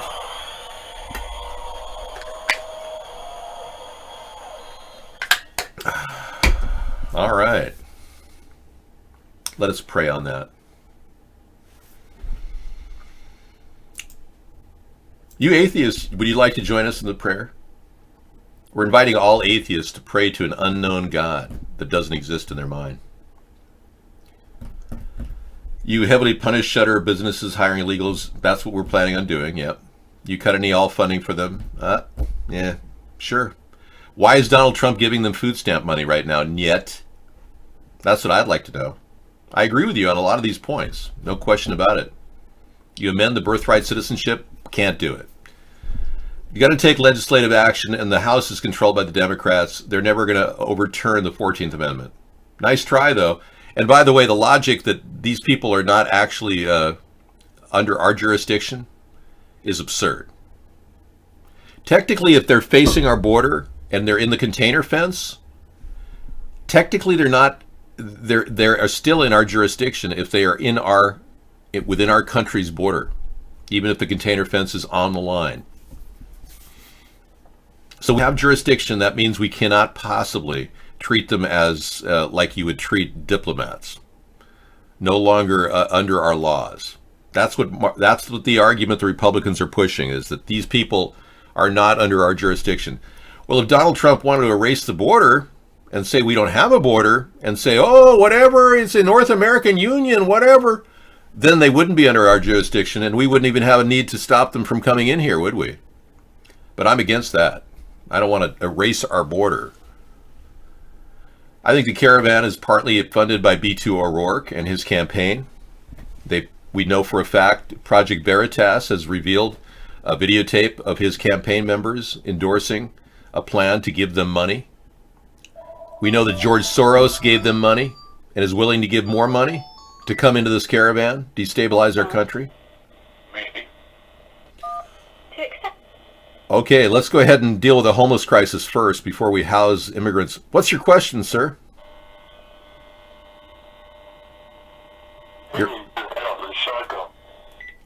I can't hear you. You said you have a few shekels? Wow. These Jewish people that call up and they talk about their shekels, it's kind of funny. Well, I don't care if you've got a few shekels, sir. That's nice. I agree. Nursing homes need to be revamped. You know, there's not a single nursing home or number you can call up, like 1-800-REPORT an abuser. There's no phone number. There used to be under George W. Bush. And I'm not a big fan of George W. Bush, but people die fighting for democracy. But seriously, he did better than Obama or Trump. We need an 800 number where we can report these places. I walked into a nursing home and saw a 92-year-old woman with a bruise on her face. I was visiting someone, a friend of a family member. And I said, ma'am, how did you get the bruise on your face? And I'm not kidding. She said, they hit me. They hit me on my face. Who hit you, ma'am? The nurse, she hit me in my face. They're hitting a 92-year-old woman. Well, I went down to the local DSHS public employee that had an office there at this nursing home, and I reported it, and she didn't even care. It's like, this is like elder abuse. What the hell? Yeah, it's going on all the time in these nursing homes. So we need videotapes, monitors in every one of these nursing homes. We need an 800 number to report abuse. Yeah, they didn't even care. The DSHS lady said, well, we've heard, we can't verify anything. Beep. Next. I'm serious. Well, these people are hitting these older people. And that's where you're putting your family members when you send them there, by the way. We need to care about the old. If more people took care of their mom and dad, grandpa and grandma, we wouldn't have these problems. We do. That's a hidden economy that needs to evolve. But all of you seem to be living for today and don't care about your own family members. 65% of Americans are sending their family members off to nursing homes or letting them fend for themselves.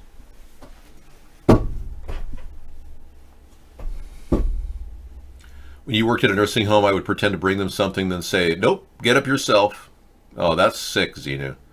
Are you sick? Are you mentally ill? Do you like to punish old people for no reason? Yeah. Hey, you got a joystick for Christmas? Lucky you. I was recently buying we recently upgraded our computer. Remember I told you about our laptop? Well, Thursday we're gonna be using our new laptop, and we managed to get a really good one. And it's a gaming laptop with the fans in the back, so they stay cool. And I recommend getting one of these if you want to get a laptop.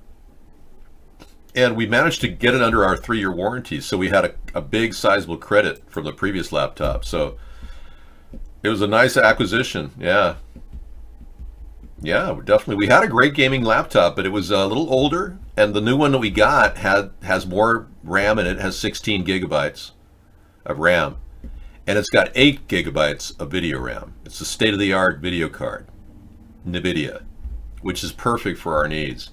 And it also has a dedicated hard drive to 128 gig dedicated hard drive with a 1 terabyte backup drive.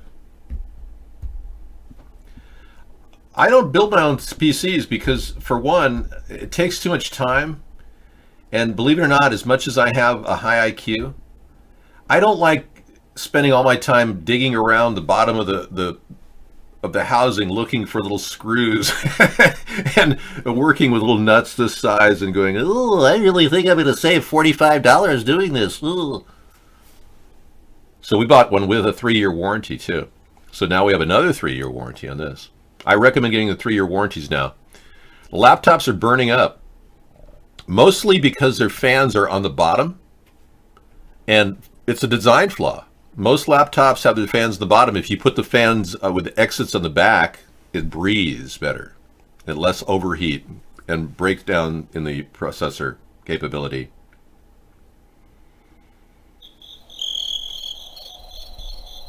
I don't put a lot of stock in IQ tests. No, I think I was undervalued at 185. I did take a vow of poverty. Yeah, I didn't even buy it. Sarah bought it. I went through 2 computers burnouts here. I spent about $1,500 a pop. I spent over 10 grand in computers when I first started out, and all of that's lost money. So now Sarah's buying the laptops, and we don't charge we don't have any of these items here billed to the party. We're not pulling money out of our fund that we stored from donations we received over the many years. We don't draw from it. We use our own equipment here, except for the camera and the microphone. A gaming laptop handles this type of a broadcast much better than a regular laptop.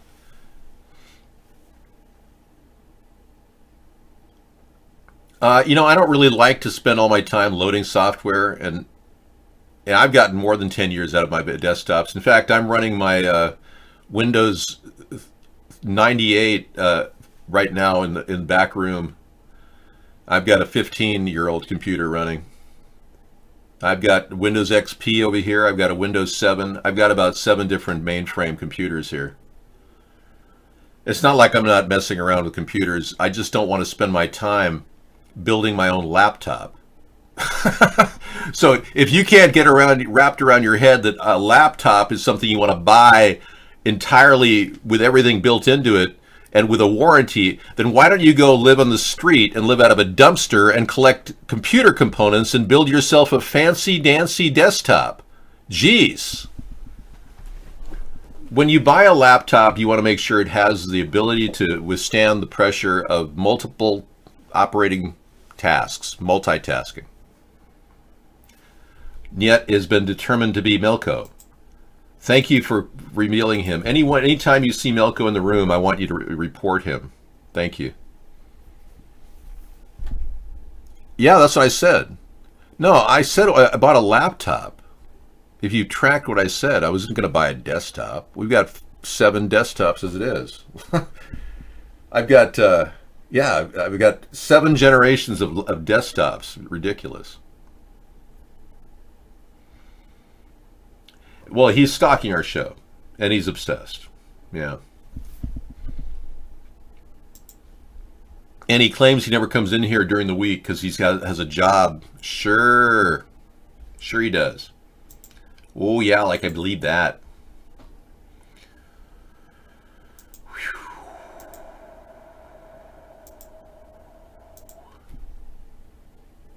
Okay, let's go to the main page of the news and see what else is up. There's a big warning right now. Amazon scare. If you guys are getting phishing emails from what it looks like an official Amazon site claiming they want your credit card data for shipping or blah, blah, blah, this woman's here to report that that's just a fake site. Beware of Amazon fake sites emailing you. Good morning. Hi. I'm here in the newsroom, and I wanted to let you know about this, one of the stories that I'm doing in Money Business today, because it affects a lot of people, a lot of us. If you have shopped on Amazon, there's a warning. There's a new scam targeting your personal information, and it looks very legit. If you have ordered something on Amazon, you know sometimes you get the update saying your order's on the way, or there's a problem, or returns, right? You get all these emails and correspondence. Well, scammers have been sending emails that look like they're coming from Amazon.com.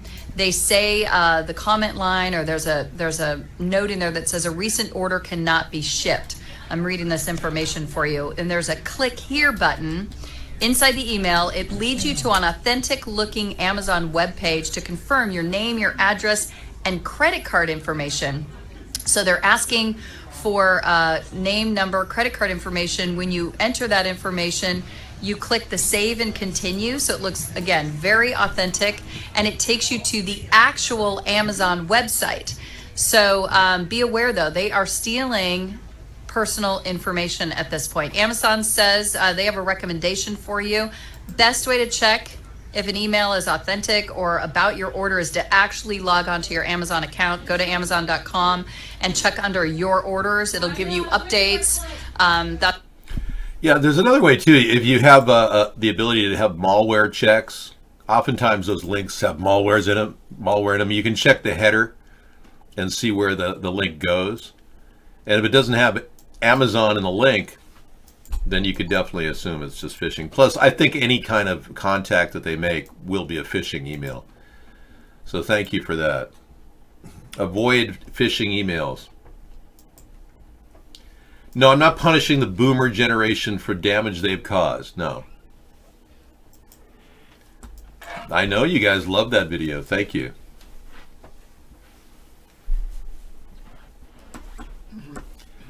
Well, I'm not old, by the way. I'm pretty young, and a lot of older people are fleeced by the phishing emails. They actually believe that Visa card is contacting them, trying to get their updated address and credit card information.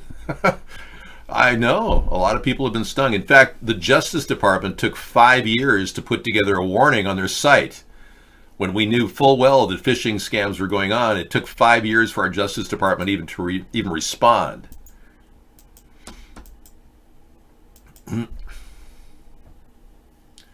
Well, I'm not really interested in dealing with scammers, but thank you. Okay. Sarah bought a new laptop. I was there with her purchasing it, and it is a really cool. I was telling about how the laptop has more RAM. It has Windows 10 versus what we had was Windows 8. Didn't work right with XSplit. So I think we have a really golden opportunity to have a great show on Thursday. I'll be adding a little bit more software tomorrow. Feed Amber yet. I'll feed her.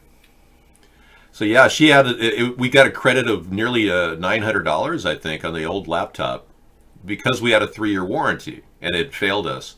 It had a simple line down the top of the monitor.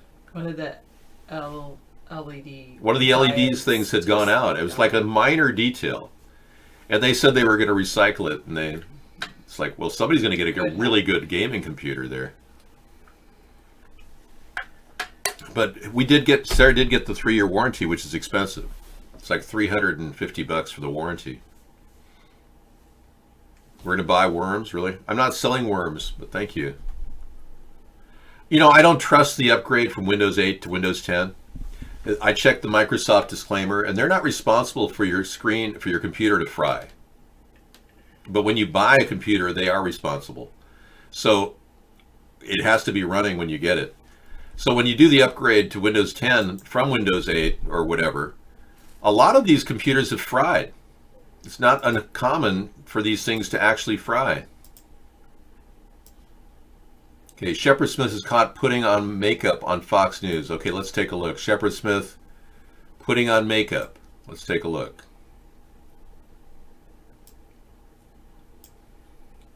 No, the cops shouldn't have been able to break down the door. The cops shouldn't have been able to have this wiretap. The cops shouldn't be able to read these emails. So on a daily basis, there are people fighting it, but I will tell you, the wave fighting against us is a lot stronger, and they're winning. It's not going to stop. Sorry. That's okay. Of course, I understand needing to put on makeup. Yeah, but isn't that funny? I mean, Shepard Smith is openly gay, and he's putting on makeup. What's the big deal about that? Now you're getting an Ultimate Notebook. You want to give us buyer's remorse? Oh, you're funny. All right. Well, we paid less than that, really. Oh, yeah. We got everything except the 17-inch screen. And we got a bigger NVIDIA card with the 8 gigabytes of video RAM in it, not the NVIDIA GTX 1050. Yeah. Yeah. We doubled that RAM. We've got a much faster video card. And a lesser price, too. I would not install Linux. I would not install Linux Ubuntu on a new computer. That's absurd. I could do Linux Ubuntu on our one of our desktops we have over here. Hi, what's up? You ready for dinner? Yeah, she is. Okay. Sure, Zeno, David bought the laptop, whatever. We bought the laptop. Does it matter? No, it doesn't matter. Black Label Society or Zeno, it doesn't matter. We got a new laptop. Yay.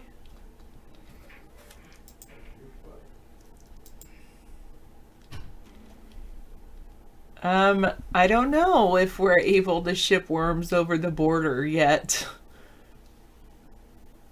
By Toro. Yeah, we could run Ubuntu on older computers. That's true. It was Amber, the cat was there. Who were we talking to about dinner? David was maybe talking to the Vaughn Live people about dinner. I love Sarah. It's Sarah time.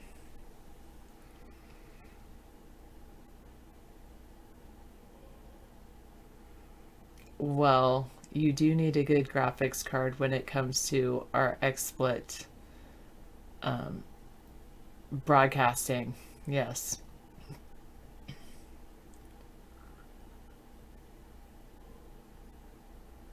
Why not, Zeno? Why not?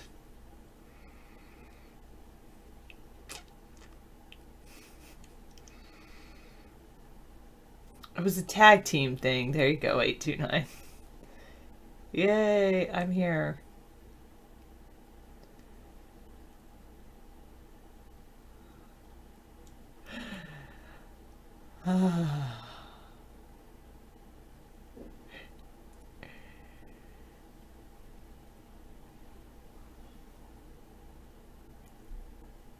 Yes, we love our cat. One cat, that's it. We just, not cats, plural, one cat. Now I could watch the show from another room and relax. That's true. But when I'm in another room, I usually don't watch the show. I usually just do the relax part.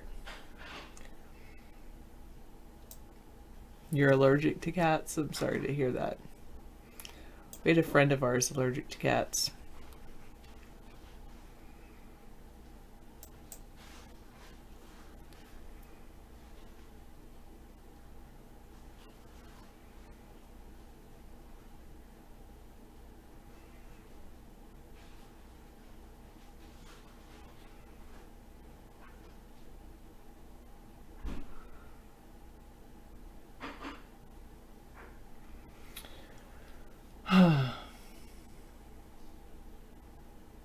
David makes my dinners. David cleans up after me when my hair falls to the ground. If you had rock star hair like me that falls to the ground, you rub it all over your face.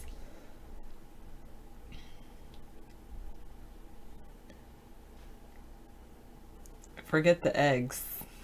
White grape juice. You're welcome for being with you. The cat follows David around like his shadow. Alright, Raz Nation, if you can remember it, I'll be here.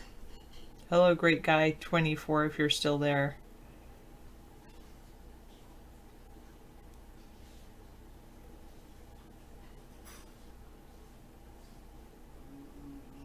I'd hope so. I don't know if Shadow is in the room. I do like eggnog. It's weird. Yes. Weird, I say, because I don't like eggs.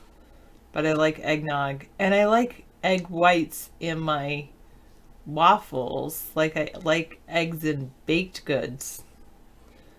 And I like eggnog. Go figure. I'm weird like that.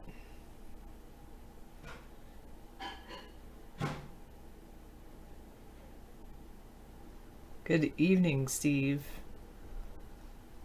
Thanks, Pro Troller. I gotta get rid of this. Can't believe that. Makes me irksome.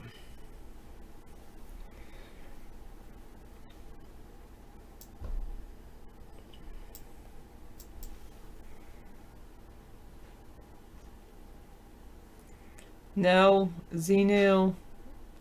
Maybe I'm neglectful. Oh no, I don't like rum in my eggnog. I like virgin eggnog. Because I don't drink any alcoholic beverages.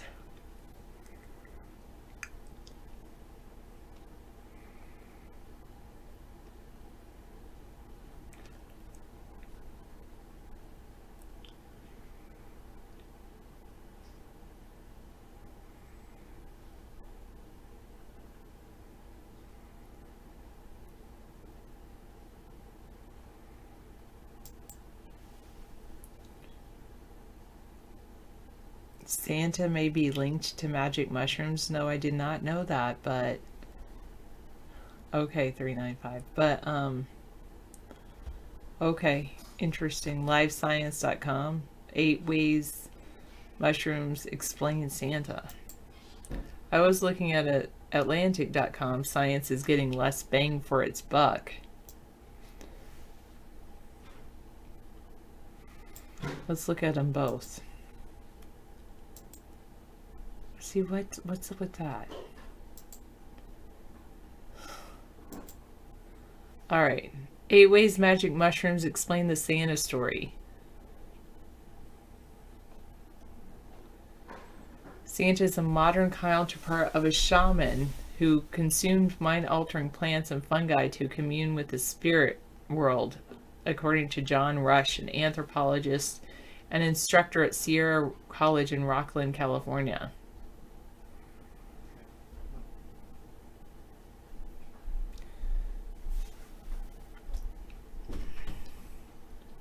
Arctic shamans gave out mushrooms on the winter solstice. Mushrooms like gifts are found beneath pine trees, which is one of the symbolic connections. Wow.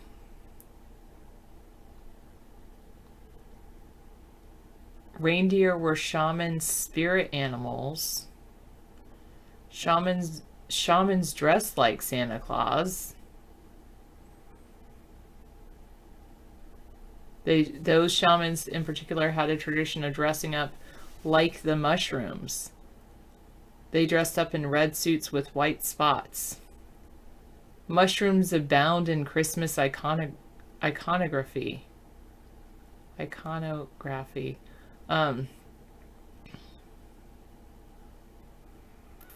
Rudolph's nose resembles a bright red mushroom. A visit from St. Nicholas may have borrowed from shaman rituals.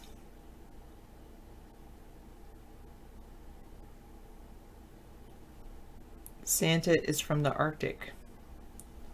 Okay. Could be.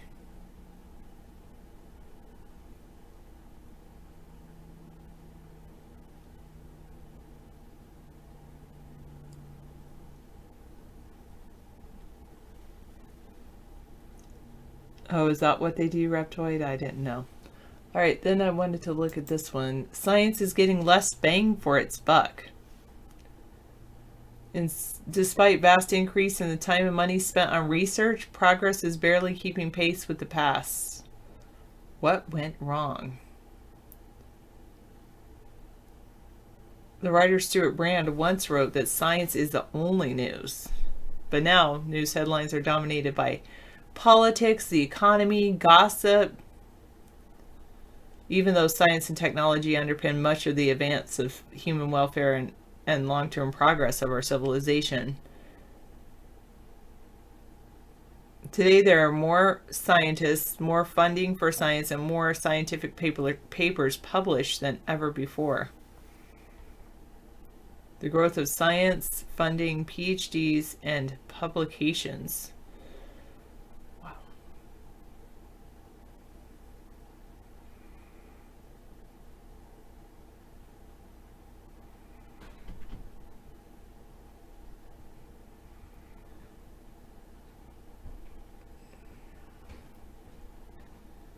Okay, I could read into this a while, but I don't know if you're all gonna like that.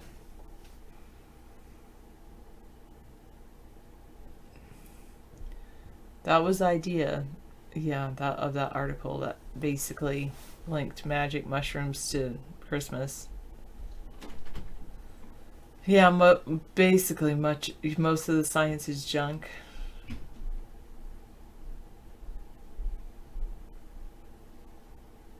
David, I choose you. I choose you. That song, I choose you.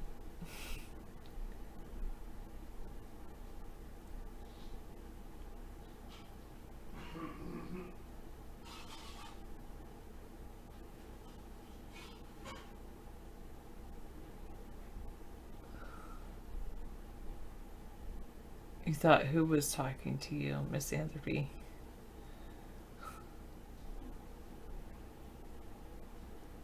You like stats, cold, hard stats. You know, the things over the years and year. I read your message. Thank you.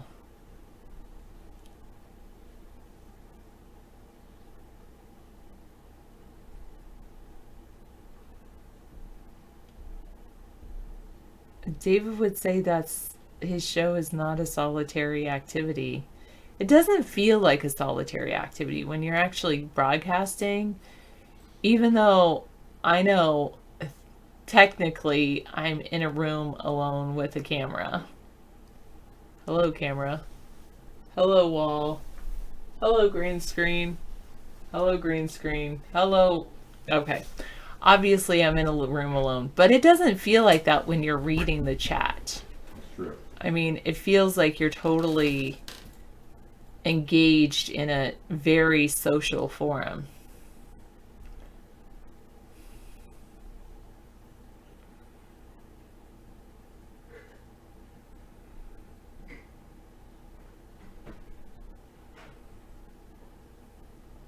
David would say he's not married. That's true.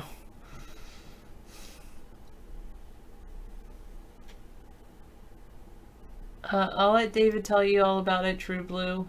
He's very excited. I never played Pokemon. Yeah, that's true, Real Mans. They would feel like they're in a social arena, but then, not casting, but chatting for them. you haven't seen this show since Blog TV, welcome back. Make sure you bookmark our website, and then you'll know where our website is, and you can come back anytime. That would be really fantastic to see you again. Thank you so much, Blog TV Sessions. So glad you're here. Yay! And there's a whole lot of guests over at iVlog as well. All right, Misanthropy, you say you're surprised they still have only 2 genders for the Pokemon. Do you think the social justice warriors would go crazy about it with that? Because they're all so many different genders. Or cisgender?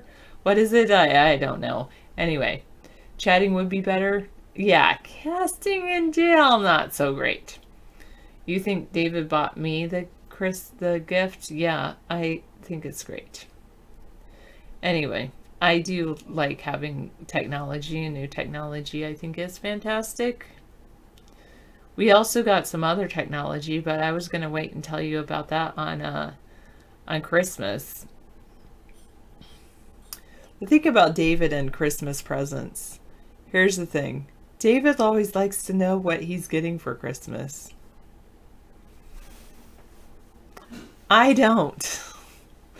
Like, I like to be surprised, but actually, no, take that back. Now I'm getting to the age and just environmentally conscientious that I'd rather not get anything, I think.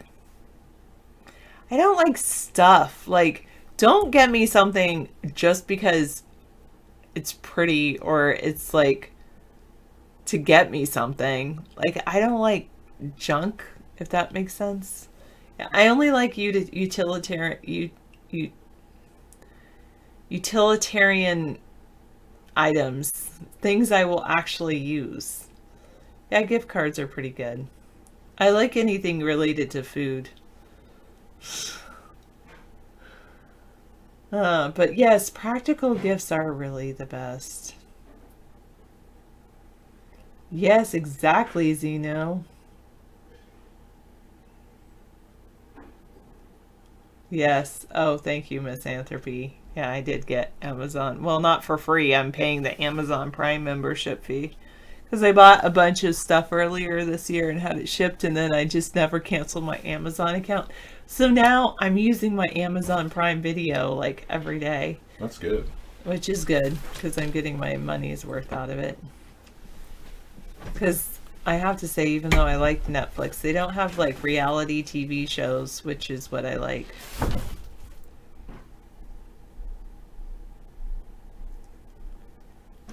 That's true. The metal credit card shield.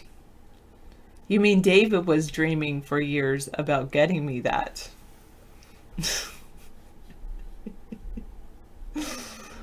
Ah.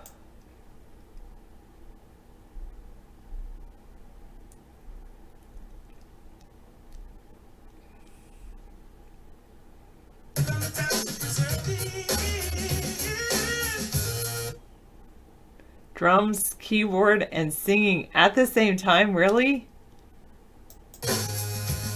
Wow, that's pretty talented. Thank you, Scissor Fight.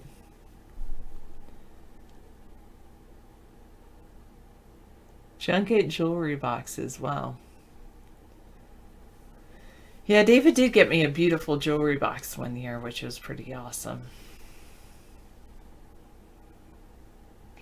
Yes, John, I did make the mistake. I'm probably just going to go ahead and get the annual membership to Prime. It's easy to cancel Amazon Prime. It's like 2 button clicks. They're always giving me free trials when you cancel right after buying. I probably should do that. Cancel, and then I should do that. I don't know. I was totally going to cancel, because at first I was like, well, maybe I'll keep it for shipping for holiday things. And then I bought something for what I needed. Well, what I felt like for the people I wanted to buy Christmas gifts for. I guess the thing is, I'm not really into buying gifts for everybody.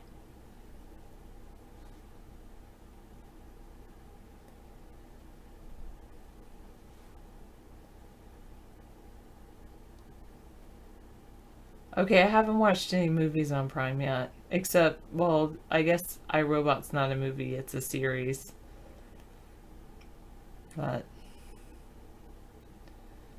I do like, I'm kind of a, anyway, I like reality TV series.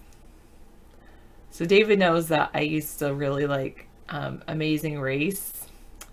So I'm going back and watching all of them from the first. I just finished season 1. Did that in like 3 days. And then I'm going to do some more. I need all of them. The show Survivor Man was great to fall asleep to. I haven't gotten into that one too much. But I shouldn't like Amazing Race or Flying All Over the Place. I know I'll never see those places in real life, so it's kind of neat to watch it on a show. But I don't like the droning on and on about a place like Discovery Channel. So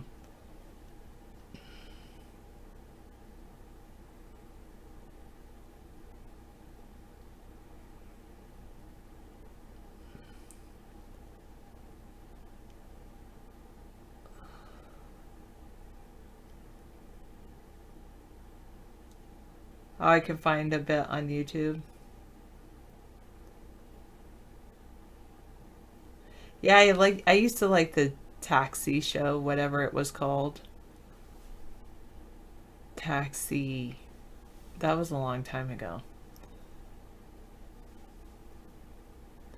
I agree with you, 586. We have a right to like what we like and to disagree, and we shouldn't consider ourselves weird.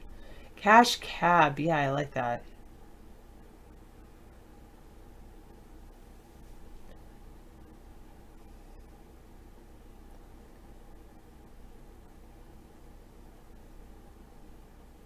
Oh. Used to watch Survivor shows with Jenny. Oh, and you argued with it?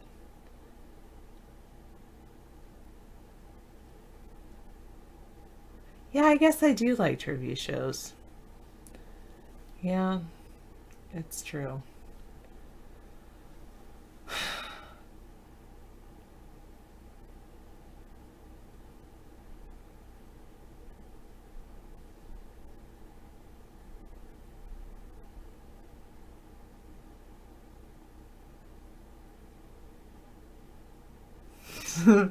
So, like I said, Xenu, ask me anything, but I'm not going to answer everything, and I'm not going to answer your question. And in fact, I should just ban you. That's what David would say. Yeah, I used to watch Hollywood Squares. That was a long time ago. Long time ago.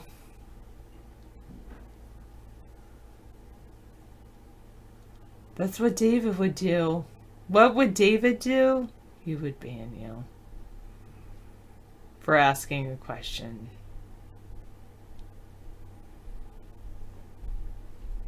Okay, I'm going to check the weather. I can check the weather for you. No, I want to check those speakers right next to you. Oops. Grab them right here. I noticed that the MP3 player is coming in only one channel. Oh. This guy is drumming, singing, and playing a keyboard all at the same time. Wow, that's impressive. Have we played much of it? No. Okay, I'll play that at the end of the show. Yeah, these headphones have blown a speaker on the left. Oh. I didn't realize that was possible, but yeah. Because this is working fine here. Oh, are you sure? Did you try it? Yeah, you can see it. I mean, you'll notice. So if you want to use these for your... for my audiobook? Because that may have blown a speaker. Oh. Just so you know. Yeah, I'm giving her... I haven't done that in a long time. Well, give it a shot, because I haven't experienced it with the left speakers out on that one. It works, but it doesn't work. Whereas Yeah. Anyway. Yeah, those are sports thing. Anyway. I know what you mean. It's just kind of awkward listening to it, so I'm going to go back to this, even though I glued it. Okay. So. That's fine. Yeah, no problem. Thank you. I don't mind having mono headphones. Good, because it might be helpful. Like when you're at night, you can listen to just one ear. You know. Yeah, exactly. My voice is not. I'm not tired. Nor do I sound in any way off tonight. No, that's just your impression, bingo. I think I sound a little tired. Yeah, it's been a full 2 days. Maybe my voice is off, and so you think David's voice is off. Well, I was just listening to some bad earphones, so maybe it was affected my cue. Thank you, Sarah, for helping and everything, talking to everybody. Thank you. I sound a bit nasal, really. Okay, well, I'll try to... Everywhere I hit, that guy is like in my face. I've got like 3 browsers with him, and then Shepard Smith putting on makeup. It's so funny. Let's play that again. Yeah, I just want to see that. Right around in here, I think. There he is, right there. Shepard Smith putting on makeup. You know, we do have a Winco about 30 miles away, as the crow flies. Yeah, I haven't played Mr. Right. You're right, I'm running late. All right, while you guys prepare for the War of the Worlds, we'll try to figure out what's happening. It seems as though the world is, you know, living out a sci-fi drama from a long time ago. And here we are right in the middle of it with Mr. Right. You're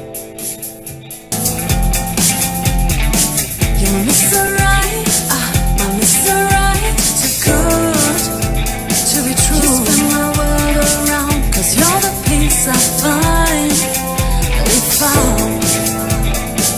You sweep me off my feet, my heart stops to beat, 'cause you make me melt away. You're Mr. Right, my Mr. Right, too good to be true. My world around, 'cause you're the peace I finally found. You sweep me off my feet, my heart stops to beat, 'cause you make me melt away.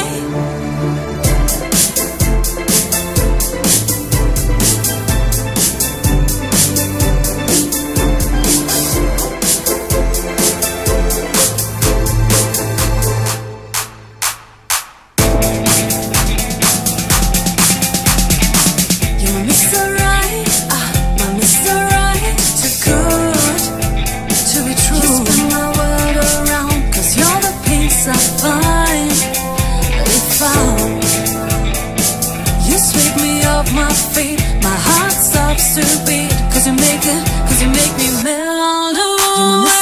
Right, my Mr. Right, too good to be true. All right, that was wonderful.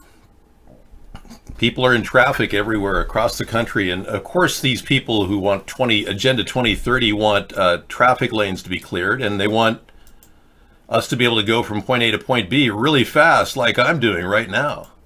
I'm traveling at the speed of light. Yes, end of the world predictions. Look at the Mayan calendar debacle in 2012. Remember that? David, can you show Michael Obama, my elderly parents at the nursing home? Say they would love to see it. Oh, everybody, yeah, you guys at the nursing home. Come on, we uncovered this video right after Joan Rivers exposed Michael Obama, and it was quite a shocking experience for many people to see this. I think everybody in the world should see this, so we play it for you a lot in our show. Yeah, what you're about to see is going to freak you out. And do you think that the country will see the United States will see the first gay president or the first woman president? We already have it with Obama, so let's just calm down. Got it. You know Michelle is a trans. I'm sorry, she's a what? A transgender. We all know. Oh my gosh.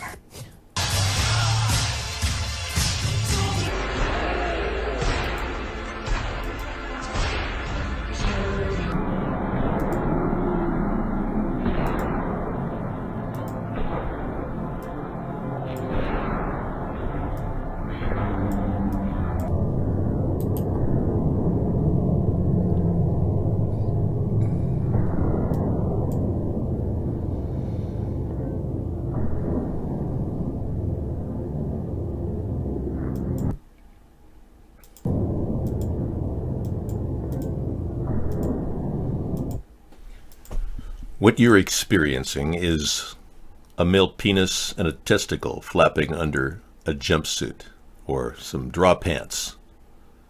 I'm not sure who was the designer. Does anybody have any idea who the designer there is? Is that Jean-Claude Balls? Dickleberry Fairy? Really? Oh, sounds almost... Am I interrupting the show? Yeah, anyway, this is the obvious problem. Right here. Let's point this out. Right here. See? Right there. See that? See that? Yeah, right there. Ralph Lauren Versace. Well, thank you so much for watching that video. I'm glad I could share it. If Michelle wants to run as a dude, that'd be great. Or a tranny, that'd be fine too. But this putting out being a first woman to run, I don't know. Blog TV session. You thought you were watching YouTube for a second? This is not YouTube. No, this is completely different. You're a new name. We don't even know who you are. We are analyzing your chat. Beep. Cold sun warning, 350-year ice age starting in months. Wow, that's exciting. It's kind of cool things down after all this global climate change, the War of the Worlds and all that. Cold sun warning, an hour and 20 minutes. This looks like right up our global climate change truth show, yeah. I do acknowledge global climate change is happening, but I think it's caused by chemtrails. That's my personal take. I don't think it's just the air pollution out of your muffler. That's a gross exaggeration and an understatement. Whoa.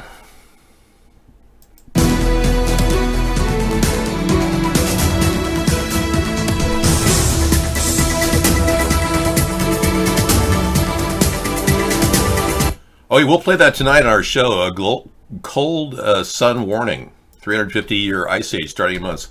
Larry Sinclair was a guy that spoke out about having oral sex with Barack Obama in a limousine.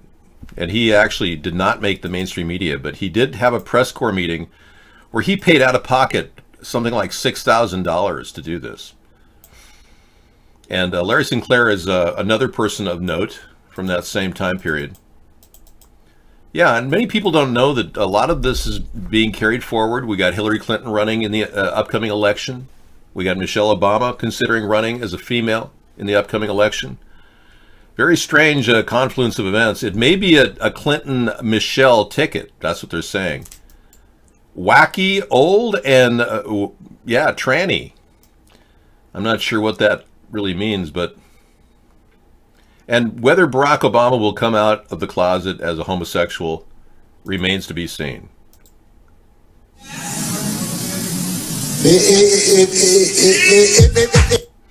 If he does indeed do that, that'll be great, because right now we all want to know why he didn't sue this man, Larry Sinclair, for having oral sex or claiming he had oral sex in a limousine in Gurnee, Illinois. Where Senator Obama exited the limousine with $250, which was provided to him by me. Returned a short while later with an 8-ball of cocaine, which he gave to me. I did ingest a couple of lines of cocaine, and shortly thereafter, Senator Obama produced a glass cylinder pipe and packet of crack cocaine from his pocket. Obama then smoked the crack cocaine. I performed fellatio on Senator Obama in the limousine during the time Senator Obama was smoking crack cocaine. After which I had the driver take me to my hotel, the Comfort Suites, Gurnee, Illinois. To the best of our knowledge, we think that Larry Sinclair still is alive. But he was suffering some brain tumor or something, so we hope he's doing okay. Well, this should have been a defamation lawsuit. Barack Obama should have filed it. Otherwise, he stands guilty as charged. How many of you are having a problem imagining Barack Obama being homosexual, married to a transgender? Press 1. A lot of people are still in denial about the whole thing. I know. It's not very presidential for anyone to smoke crack with male prostitutes. I know. So, yeah, you're still having a problem with it. I understand. It's difficult because a lot of you voted for Obama and you believed in hope and change and all that. And I understand he promised shovel-ready jobs, but he didn't deliver them. We've got some shovel-ready jobs at our platform. We have some pretty amazing ideas just to generate work right away for people across the country. And I will deliver those. These ideas are pretty simple when you think about it. Solar rooftop revolution. Hillary copied this idea during the debates. She said she was going to do solar rooftops. She was aware of what I was doing then too. I'm not going to bring up Reggie Love. We don't have any credible evidence that Reggie Love performed oral sex on Barack Obama in the Oval Office. None whatsoever. Thank you. He just had a body man that took care of his clothes and whatnot. I mean, that's pretty unsuspicious there. But when Barack Obama said in his recent book that he lusted after his male professor and that he had met him a couple times, according to the guest list, secretly in the Oval Office, we're wondering if they didn't have a little bromance in that Oval Office with the male professor. Well, let's be clear. No, but this is a really great idea to mobilize a lot of people to get behind a house of their own. These houses will be available for as low as $50,000, completely revamped, brand new carpeting, Berber carpeting, good 30-year composite roof. That's important, 30-year composite roof. And we'll even offer solar panels on these units, which will make them energy efficient, which is going to be a mind blower. And we're going to offer solar panels to everybody who participates in a lottery. We start giving out solar panel rooftops and basically solving one roof of your house's roofing problem. Basically, the southern side of your house will be covered by a roofing solution like solar panel. We'll make money back from that electric bill that you put out. So when you pay your electric bill, you will be receiving reduced rates because we'll both be saving. And we'll be paying for the solar panel and the installation costs out of the long-term benefits. And in the long run, we're both going to benefit, even more than the cost of solar panels, both the governments, because these solar panels will be rated for about 40 to 50 years. So you and the government will profit in the same time. We're going to keep the middlemen out of this. This is a different approach to government leading in a direction toward innovation. Whereas right now we've been giving companies like Solyndra $530 million. $530 million went to Solyndra. That's a seriously messed up amount of money to just dump into a solar company. So we'll be handling this directly. And the nice thing is, we've already got solar panel production coming out of our Army Corps of Engineers. And this is an actual photograph of their operation, the solar carpet that they call it. And these things are actually something we can actually move on right away and start building these. So we just need to ramp up production, and the Army Corps of Engineers already has utilities to do this. We just need to connect the dots and start making some money for America again. And get the big, huge, ridiculous liquidators like Donald Trump out of the way, who are simply trying to profit on the outcome of our nation's great asset. Props to Elon Musk. What did he do? He wants to deliver 7,500 satellites into the atmosphere. I call that garbage.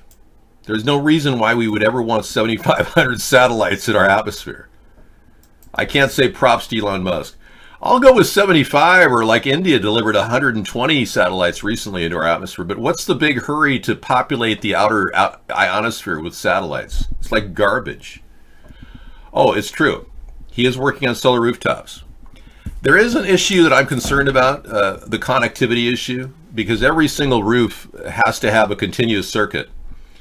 And if all of those little circuits are broken, like on Christmas tree lights, if you pull one out, the old ones, when you pulled one out, the whole circuit wouldn't work. I'm wondering if his solar rooftops are covered for long-term use with those connectors. I'm curious about that because it troubles me to think that every little roof panel of his tiles has to be plugged in. That's a potential for copper to erode and connectors to oxidize. So I'm a little worried about that. I'd have to look at the close-up of his system to really see what's going on. But these solar rooftops I just showed you actually are completely unibody. And like amorphous solar panels, which we may make, we're not sure, but amorphous solar panels were developed so that they can work in the shade. and pick up a broad spectrum of light. So I don't know. I don't know how tested his stuff is. I mean, his line of cars is about running right in the middle in terms of safety and effectiveness overall. It's not really, he doesn't do a lot of quality testing. I'm a little bit concerned about his rapid need to keep producing things too. I'm wondering if he isn't suffering from a mild case of bipolar disorder with an extreme desire to have megalomaniacal tendencies. I mean, seriously. You're putting America first. Defiant Trump refuses to sanction Saudi Arabia's crown prince over Jamal Khashoggi's death, saying will not risk thousands of hundreds of billions. I totally agree with Trump on this one. We have too strategic of a relationship for a journalist's death to jeopardize the trust that we have already established with that country. As much as we're concerned about the rights of Jamal Khashoggi, we need to have the DNA evidence analyzed, because so far the body of that's a story that is not going to fly much farther. I mean, without DNA confirmation on that body of cut up body parts with a mangled face, that's not saying much. Jamal Khashoggi may very well be alive and trying to contact. We get a guy in our show, seriously, who wrote us nightly, and he's very nice. Very nice. And he says he's Jamal Khashoggi.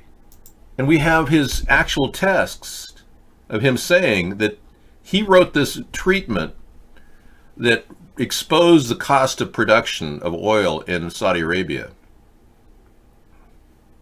Yep. How can you not believe somebody like that coming into our, well, maybe he's not telling you the truth, but let me show you what he wrote. It's kind of weird. He just came in here out of the blue, and he's been in here a couple nights. And he said, fracturing has made drilling and pumping too costly. At current production costs, it's 4 to 5 times more costly to pump and drill than to sell on open markets. Your 9/11 and Vegas shooting was an attempt to remove Prince Salman's from power and to drive oil prices to over $100 a barrel to cut losses by 50%. I mean, that's some pretty interesting stuff coming from Jamal Khashoggi, the guy opposing.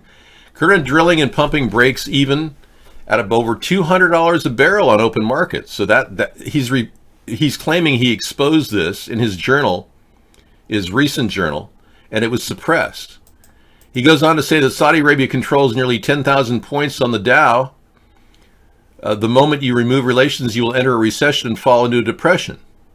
Well, that's good news. And then he goes on to say, Washington Post has refused my journal and has gone with the assassination story to, in fact, bury my journal. Huh. Thank you. Pedro's brother came in and said something.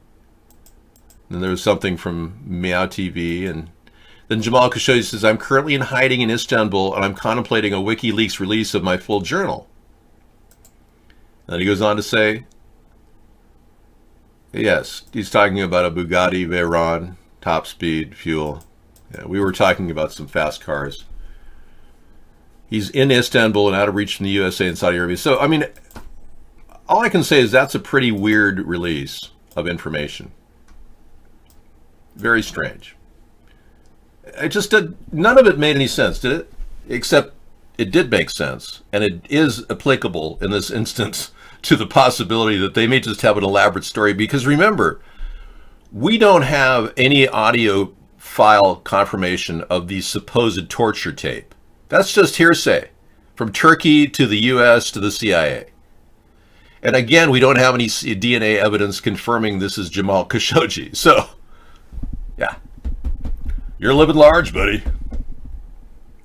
Your autistic cousin Bella loves to watch the show with me. Watch it on the 70, in the curve. Well, hello, Bello. Hello, Bello. Hello, Bello. Hello, Bello. Hello, Bella. Hello, Bella. Whistleblowers get nailed to a tree now, yeah. Unless they're actually making big money. Really, because there's a huge whistleblower payoff for people, you know.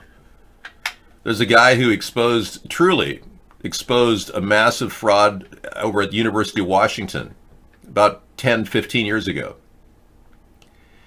He got 15% of the $60 million that they had taken from the government in double billing patients. Yeah, that's a cool $9 million for doing nothing. Just telling people he worked in the billing department and he made $9 million and he'll never work again. He's pretty much Bilo. Oh, thank you. Hilo Bilo. Hilo Bilo. Often panels end up at e-waste dumps, developing countries such as India, China. And yeah, toxic chemicals might create devastating health effects for residents of nearby communities. You know, I'm sorry to hear that panels are being destroyed in India. It truly is a sad experience to see people pounding solar panels in India.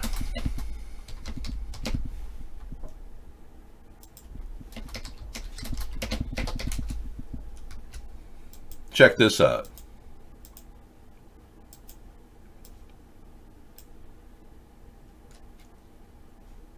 हाँ ये का चालू चल दो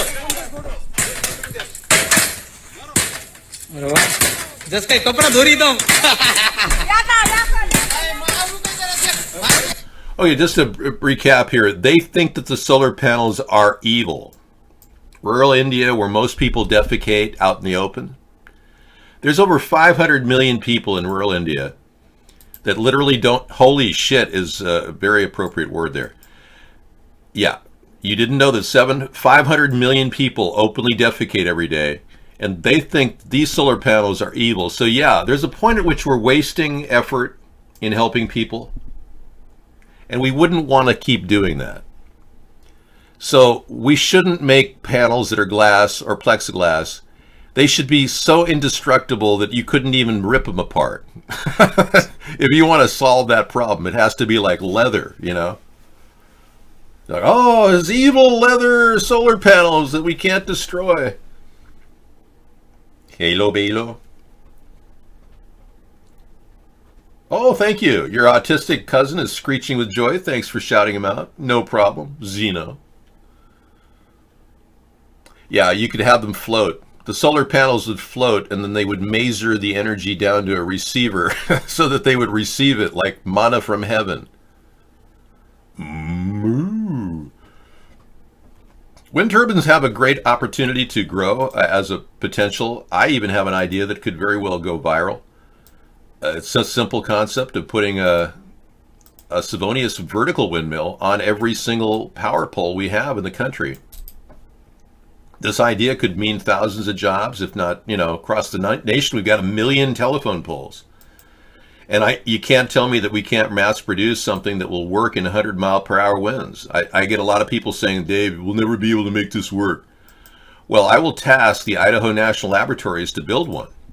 And we'll get that thing on the ground ready to go in 6 months to see if we can actually mass produce these things. Yeah, they should work within 5-mile-per-hour winds versus 13 to 15. Most heavy-duty turbines take 13 to 15-mile-per-hour winds. These will work in 5-mile-per-hour winds. So much lower to the ground, but I've often wondered, why are we spending at least $1 million to $1.5 million on one of these massive turbines that have to be, way up in the ground? Whereas our little guys will be speckled around on the side there. No higher than about, say, yay big. Big difference. And the cost to repair these is huge. I'm shooting for about $1,000 for this little puppy right here. Installed. That's what I'd like to see, like $1,000 budget to the government. Okay, and retreat inside the power pole. Just a thought. Yeah, you could actually have a place, you can go inside these power poles. They actually have places where you can climb in there. But yeah, the concept is very possible. Wind turbines would also be, one of the big problems is they say they affect the skyline. Well, we already have power poles affecting the skyline, so it's not a big sell to go, yeah, we're just adding a little bit more to the obstruction. Plus, we're maintaining the electromagnetic current next to the electric line. And there's very little loss of energy between that electricity generated and that line right there, the very short distance. And that's the thing. When you move electricity short distance, it's very efficient. So we'll be able to trickle energy into the line even in the event of a major shutdown. Albeit a small amount, we'll still have something. Put those Gucci's on? Sure.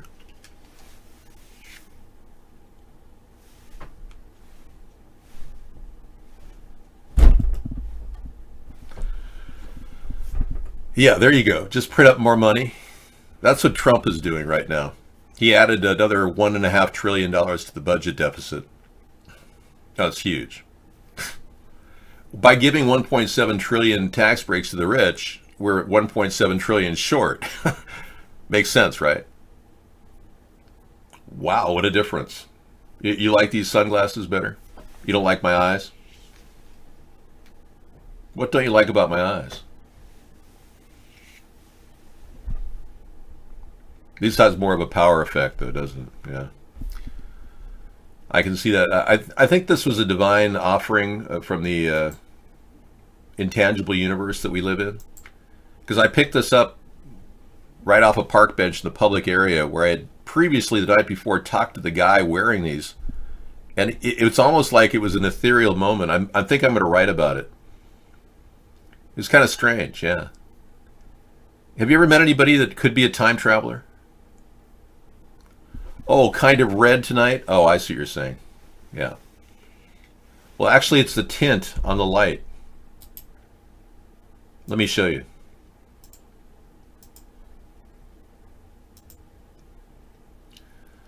The color intensity here. See that?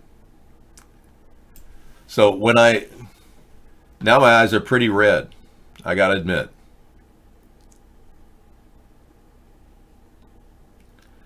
If you tell something without asking the original owner that it's stealing, not really, no. I'm allowed to talk about a generic person who I met who wore these glasses without actually telling anybody the details of the meeting, even like what he looked like.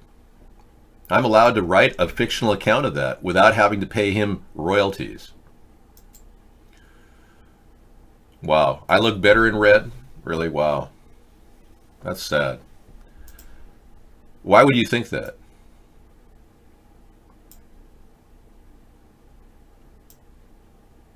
Are you just being hurtful or something?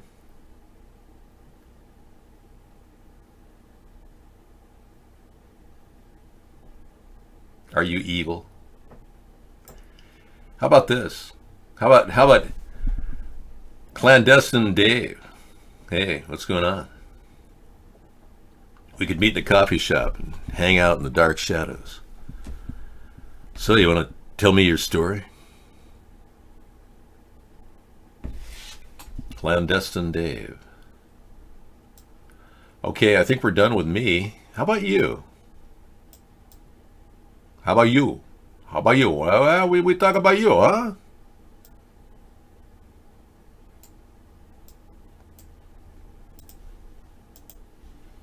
Well, I think we've got the cold warning video coming tonight. That's nice.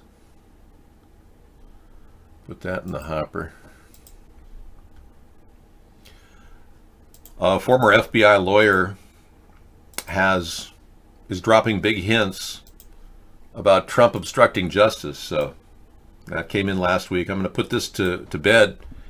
I'm going to flip it into my Trump Sucks department. Let me put it in Trump Sucks. I'm flipping it to my magazine. If you want to check our collection of stuff, we've got a wonderful link here. Wonderful, wonderful link. A wonderful, wonderful show.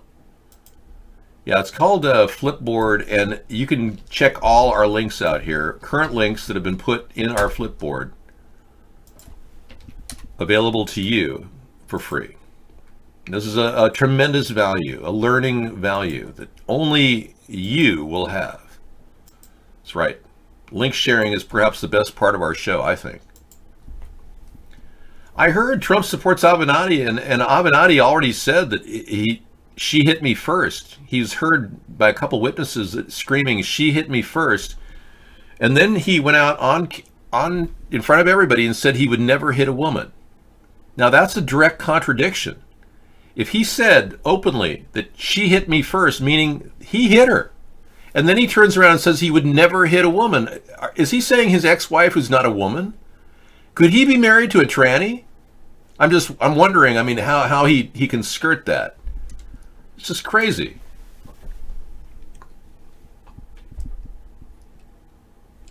Well, I would recommend oatmeal, but do not get the kind with Roundup. Get the organic oatmeal. Much better for a stool in morning. Yeah, many of you need to stabilize some of your explosive diarrhea. Your morning prep should be, your constitutional should be organic oatmeal. And you don't have to worry about the word non-GMO there because all oatmeal is non-GMO. But you need to get organic. Otherwise, you're going to get Roundup in that oatmeal. Yeah, that's right, man. So that's what I would recommend for your irritable bowel syndrome. The Democrats don't have a front runner because they don't have anybody with personality. They've kept everybody out.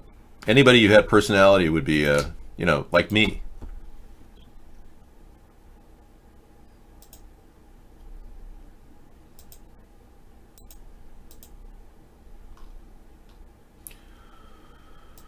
Okay, I guess we've covered most of the tragic stories. This recent death, this is the 87th related pharmacy death in our recent history. All mysterious. This story came out a couple days ago. I Love Fries brought this to us, as well as Misanthropy. I think you beat Misanthropy brought the story before I Love Fries, so everyone knows. But yeah, Daniel Best, a pharmaceutical executive from Bay Village, who was tapped to oversee the government efforts to reduce prescription drug costs, died on November 1st. All right, this would not be extensive. If it would not be a problem if it wasn't that they announced that the city's office of the chief medical examiner on Thursday said Best died from multiple blunt force injuries, and it ruled his death a suicide. How is that possible? How does a person die with multiple blunt force injuries and it called a suicide? It'd be called a suicide. How is that possible? I could only come up with one way, that he connected his head to a jackhammer and hit the on button. He strapped his head to a jackhammer and hit the on button. That's the only technical way to do it. I don't know. It sounds very suspicious to me. 87 now dead, trying to expose the vaccine problems in the country, as well as the cost of pharmaceuticals being removed or lowered. When tested, only 30% of products labeled organic were actually organic. I believe it. Yeah. I know. And I know that when you allow the word organic, we're taking a risk, but we don't have another margin. For America, when we look at the word organic, it means something. But if you're buying something from China and it says organic on it, it's just a label. It doesn't mean anything. And China found out that they could put a lot of organic word labeling on their products and just sell them in America. It doesn't matter. It releases their customs. They have no problem with it. So there is a question of how many of these products are coming from China. A few days later, heavy rains hit the sewer systems in Haiti. Okay, we got some updates here from Haiti. Let's take a look.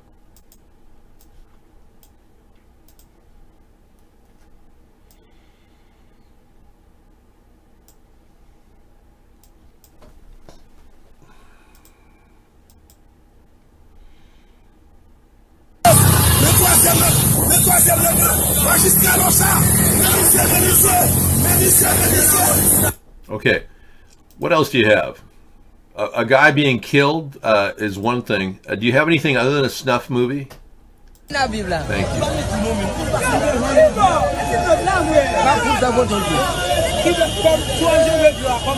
Wow, look at this, everybody. Heavy rains overflow sewer systems in Haiti.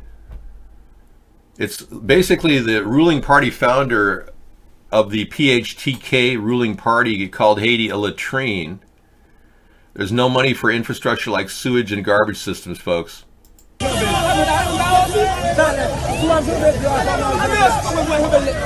this. Unbelievable. Now, this was the Haiti that was supposed to get $5.4 billion from the Haiti donations to the Clinton Foundation that never arrived. Surf's up, yeah. Surf and sewage, yeah. Do. Yeah, surf and sewage today.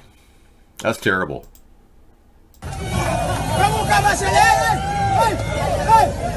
Well, look at it this way. They're being purged of their sewage. It's going into the ocean. At least it's being flushed.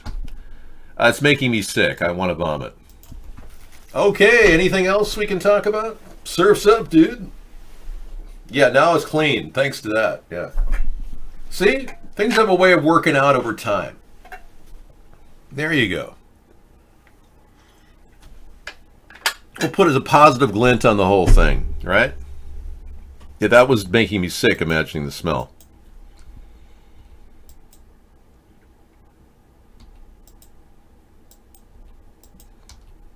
Okay, I think we covered a lot of ground tonight. The Dave wave is here. I'm communicating on a daily basis with everyone in the chat.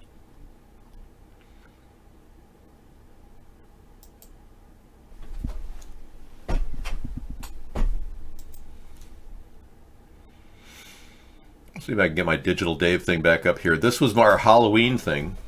I am Dave, digital audio video entity. Digital audio video entity. Digital bot. Dave, Google Haitian mud pot cookies. People eat dirt to survive there. Okay, let's do it. This is going to be truthful, everybody. That's what we're trying to be. I am not a digital audio video entity, though. I am a real human being. I am really human. I'm Googling that right now, man. Hold your horses. Here we go. Oh yeah, Haitians eat dirt cookies to survive. Ladies and gentlemen, watch this.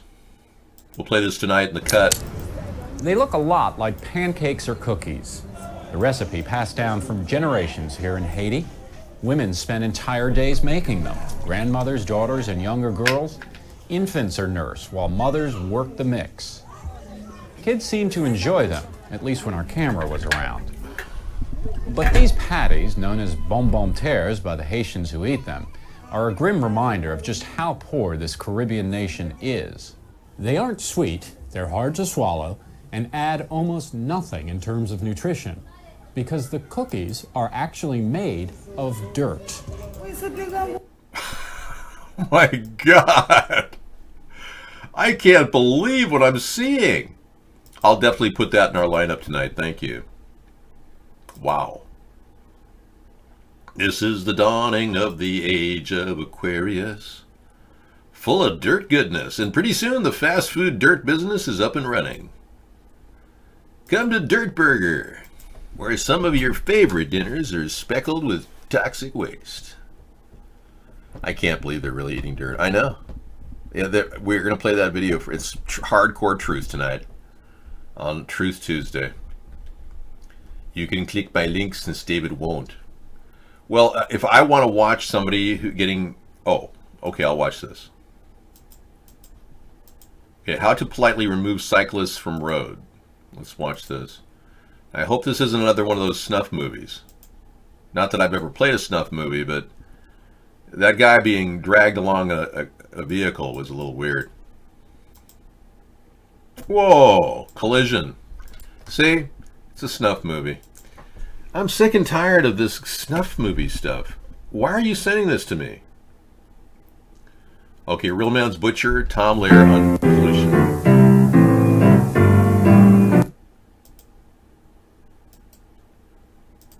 Just two things of which you must beware. Don't drink the water and don't breathe the air. Okay, I'll add that, yeah. Tom Lehrer on pollution. Thank you. Wunderbar. Yeah, it was a happy ending. Good. I don't watch snuff movies. That's my point. I thought I made that clear. I don't want to see some guy getting wasted on the road. Yeah, it's like, geez. I want to see happy things happen. I was shocked, just like this woman was right here. And we're all kind of upset that we haven't been able to, enjoy more music in the show. Because we really just want to have a good time. It's coming on Thanksgiving. We want to relax and enjoy ourselves,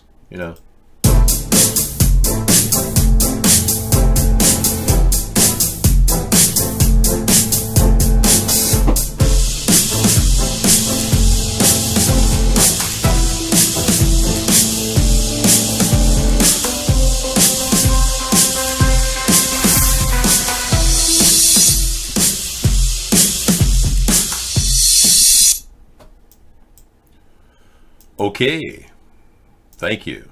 I'm back. All right. Let's see, we're done with this one. Yeah, we found out about him. I wanted to flip him into conspiracy. There we go. Conspiracy, got it. I'm still very concerned about the fires in California. 79 dead. Let's see if we can get something else on that.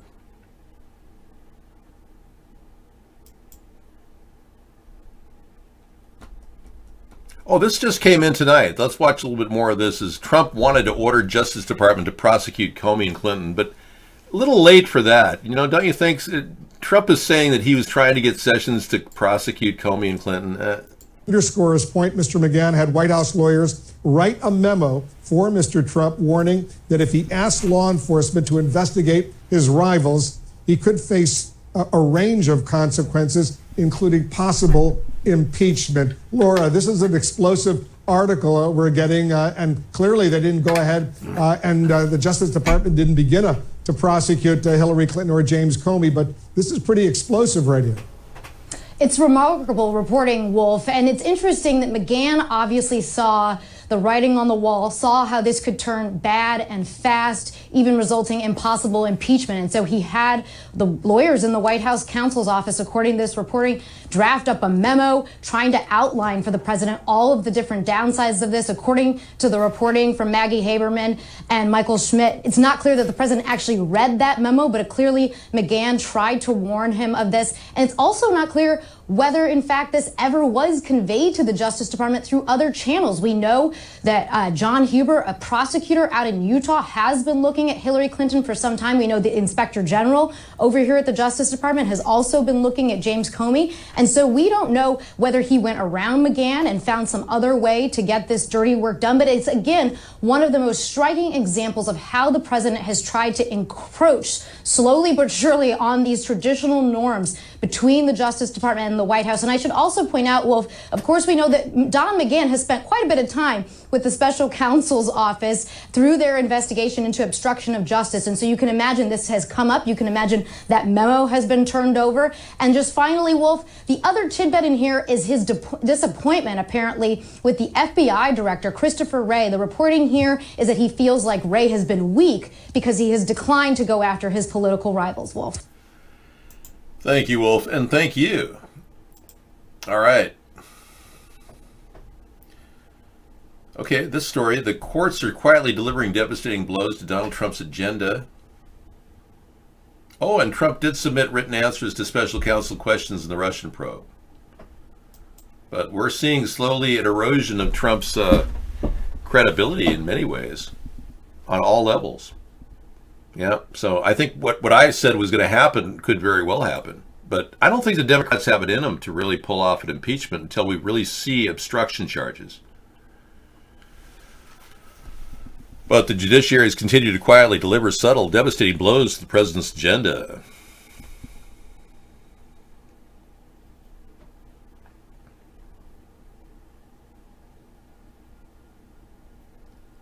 Okay. Protect the courts. How interesting. Well, it's very interesting. The Democrats don't want Matthew Whitaker to do anything at all, and his hands are tied because he didn't get Senate approval for his position. But I bet if they put Matthew Whitaker to the test right now for Senate approval, if that's going forward, they'd probably get it. I mean, they've ratified Brett Kavanaugh. I mean, geez, seriously. How could you possibly have ratified a guy who likes beer and who obviously laid heavily on Christine Blasey Ford because she passed a lie detector test and Brett Kavanaugh didn't even take one. So it's pretty obvious that he's on the take too, with a $200,000 debt he has written off in 1 year. Very weird. FBI protecting the entire operation. That was very suspicious. I think Trump is a danger to our courts. I think he could very easily stack the courts, and that's the message I want to deliver tonight. Yep. Very disturbing. No, lie detectors are 5% ineffective, and that's an adequate variance to warrant not being used in court. That means that lie detectors are 95% effective. They're not, just because they're not used in court doesn't mean they're not good. You people that keep us using that argument are just, it's a hollow argument. Hollow. It's just not right. Well, let's be clear. Okay, the fires, here we go. This is from last night. I wanted everyone to know that these areas that have been dusted with chemtrails, like Paradise, California, and I showed you a chemtrail blowing in the wind there, have a lot of aluminum dust and barium from geoengineering, and they can fuel super wildfires, according to an author. Yeah, an alarming link between chemtrails and the super wildfires. So there is a link. We're not just coming here every night talking about chemtrails, their dangerous effect. But when you see a house or an entire fire literally wrap around the trees, leaving the trees standing, and the leaves aren't even wilted, you wonder what the heck is going on here.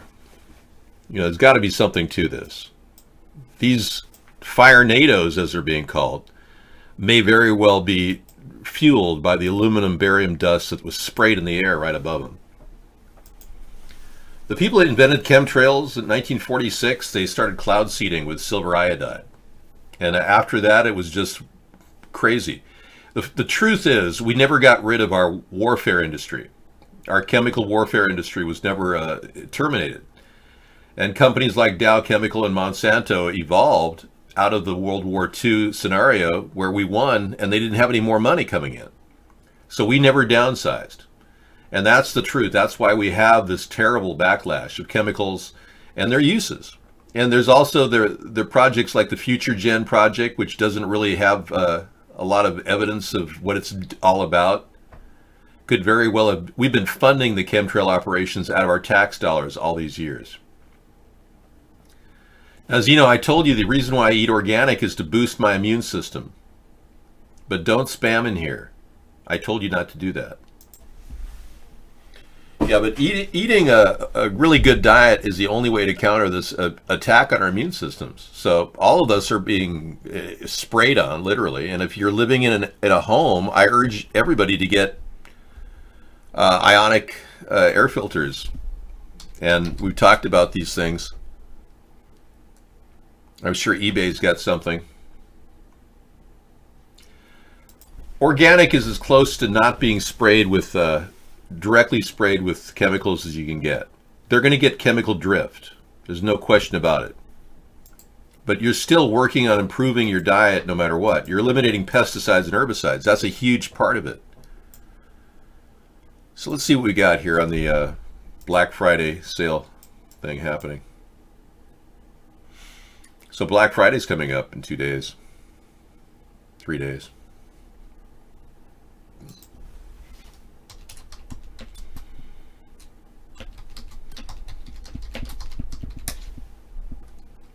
No, organic is not sprayed more. That's incorrect. You have been removed. Wow, see, this is $21.99. That's a pretty good deal.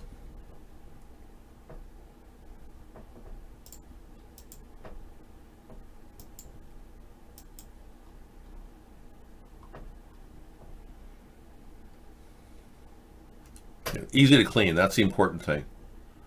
And a rated power lower than 2 watts. The size is a little suspicious, 105 millimeters. It seems like it's a pretty small unit.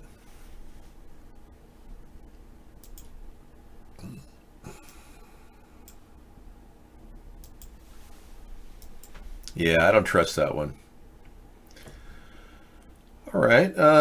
Yeah, I was checking the size on these things. 2 for $149. Same kind of thing. It uses similar technology. The first stage, a pair of Whisper Quiet fans prompts a large airflow to draw the dirt air at back. The charcoal filter then works firstly as a pre-filter, catching the large particles. The powerful UVC germicidal damp destroys toxic chemicals, and then the steel collection trays electrostatically charged pollutants trap in these trays, and that's the part that you could clean. This section comes right out like a cartridge, and you can wash it. See that? Rinse it off with hot water and right back in. It works great, saves a lot of money, and your carbon filter can be blown out with a little duster like the kind you dust off computers with. The compressed air will blow those out when you take them outside. So that's your best defense against this incredible air pollution that's being dumped on all of us. And I'm so sorry this is happening, everybody. I wish we could correct that problem. So these are pretty good. 2 for $113. I guess it was 2. It was a $113 a second ago. Huh. I guess the price just went up. Or that's Canadian, US. Okay. All right, moving on. Yeah, you could work at a shoe store, but I think it would be a little weird for you to fondle a woman's foot while you're putting her shoe on. I think you'd lose your job, Zeno. You have evidence that many police are using genetically modified something? Really? Are they eating hot dogs or?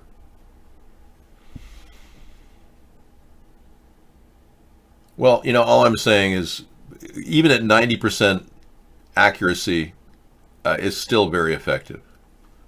I didn't know it had been jockeyed down to 90% with statistical judo. I still think it's effective. Yeah, Zeno is killing you. Well, I think your best shot, Zeno, is to actually find a woman you can touch her foot. Some women might like a foot massage. Or better yet, even better, become a foot masseuse. Makes sense, right? Guy with foot fetish. Put a sign on sit outside like Subways and have a sign saying you're a foot fetishist who would love to give you low-cost foot rubs. There's bound to be somebody who will go for that. Yeah, Trump, YouTube, Professor David Keith, and the Jesuits do not want you to watch this video. Thank you, Scissor Fight. You've always got the best videos.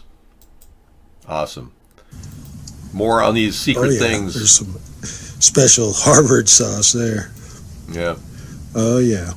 Mike Decker going to tell us more about Wyoming and all this massive spraying that's going on in the Midwest. And he's got a bird's eye view with his Nikon camera. He just covers it, man. Yeah. Wow, look at that. It's going to stop, and then he'll run out of fumes to dump on you. And he'll burn out, and then... Yeah, $5 foot rub. I'm sure you could get a kiosk at a mall. I think that's a better solution for you, because if you... I would bet you that's about the sectors where wow. Super whatever that was. Whatever that was. Oh, Mac, buddy, you're in my spot, but it's going to make me move. There's bound to be something out there for you, man. I'll put that in the lineup. Thanks, Scissor Fight, for sure. Yeah, there's bound to be a good job for you, but being a shoe salesman would be very disingenuous. Well, a podiatrist, it's a little weird for a podiatrist to start fondling toes, and yeah, that could be a very strange, bizarre twist. Well, let's be clear. Contrails are not okay. Yeah. If you think those are contrails, no, that's not okay. Those were chemtrails. I better not say that too loud or they'll kick me off YouTube. Okay. Yeah. So, you know that people on YouTube are getting kicked off. We found that out last night. Yeah. It's amazing. That's why I was amazed that he even has these things. Mike Decker. It's good he's got him on YouTube. So, Steve, you just revealed a certain part of yourself. You're willing to get, physically beaten up for $100? Oh, you're suggesting Xenu do that? No. Yeah, I think Xenu's a little offended by that, Steve. Oh, you're a marriage counselor. Oh, well, that makes it okay then for you to verbally abuse our chatters. I don't think that's appropriate. And I've decided that that's not, you're pushing the limit there, buddy. 8 ways magic mushrooms explain the Santa story. Whoa. This is so heavy duty, dude. I can't believe I'm watching this now. It's freaking me out, Yeah, this is kind of hard to believe. Now we're defining the origin of Santa as being a mushroom trip. I don't think so. Hey, do you ever wonder what is going on? I mean, do you ever wake up or do something and you're just what the fuck is going on? Yes, I do. Thank you very much. So let's find out. The story of Santa and his flying reindeer can be traced to an unlikely source: hallucinogenic or magic mushrooms, according to one theory.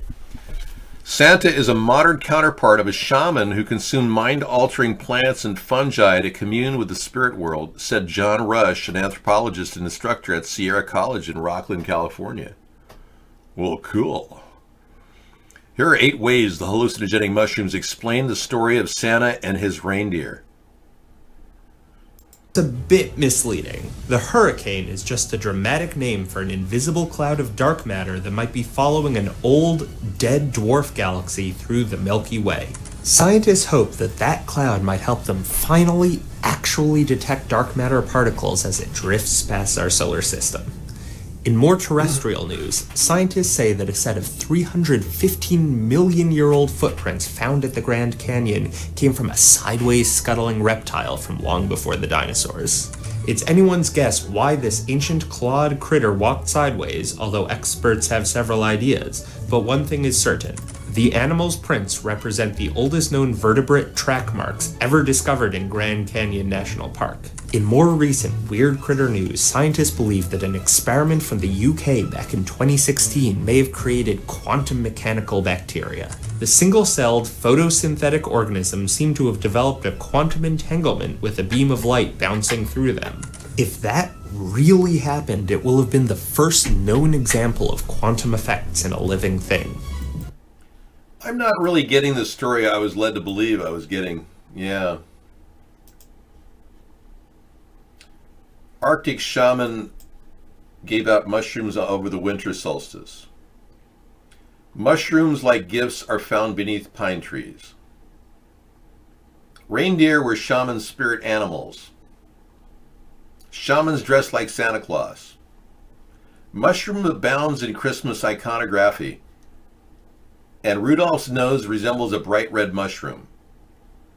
A visit from St. Nicholas may have borrowed from shaman's ritual. And Santa is from the Arctic. Okay, great story. And we should keep that in our Santa collection. Yeah, was that ear rape? I'm sorry.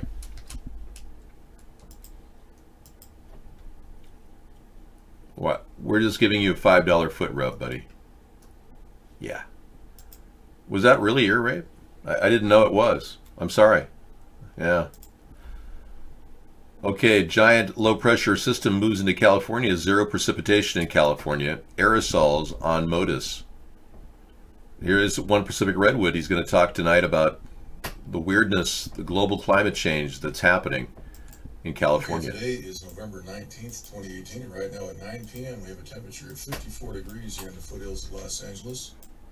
The relative humidity is 41%. The dew point is 31 degrees, and the barometric pressure is 29.96 inches.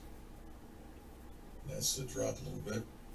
Okay, the last 3 days, the previous 3 days, we've had very heavy chemtrail spraying. And you see the humor of the whole thing, right? I mean, you got to admit, they're so powerful in their control of this thing you don't want to talk about, that they created a happy face here. Yeah. So when you look at the map, you see a happy face. See that? But you also see a sleepy face. Sleepy and happy. So they're happy, you're asleep. Just saying, yeah, anyway. That's the aerosols being sprayed over the moisture field moving into California. We've had zero rain. We have a low pressure system moving into California right here. We can see that.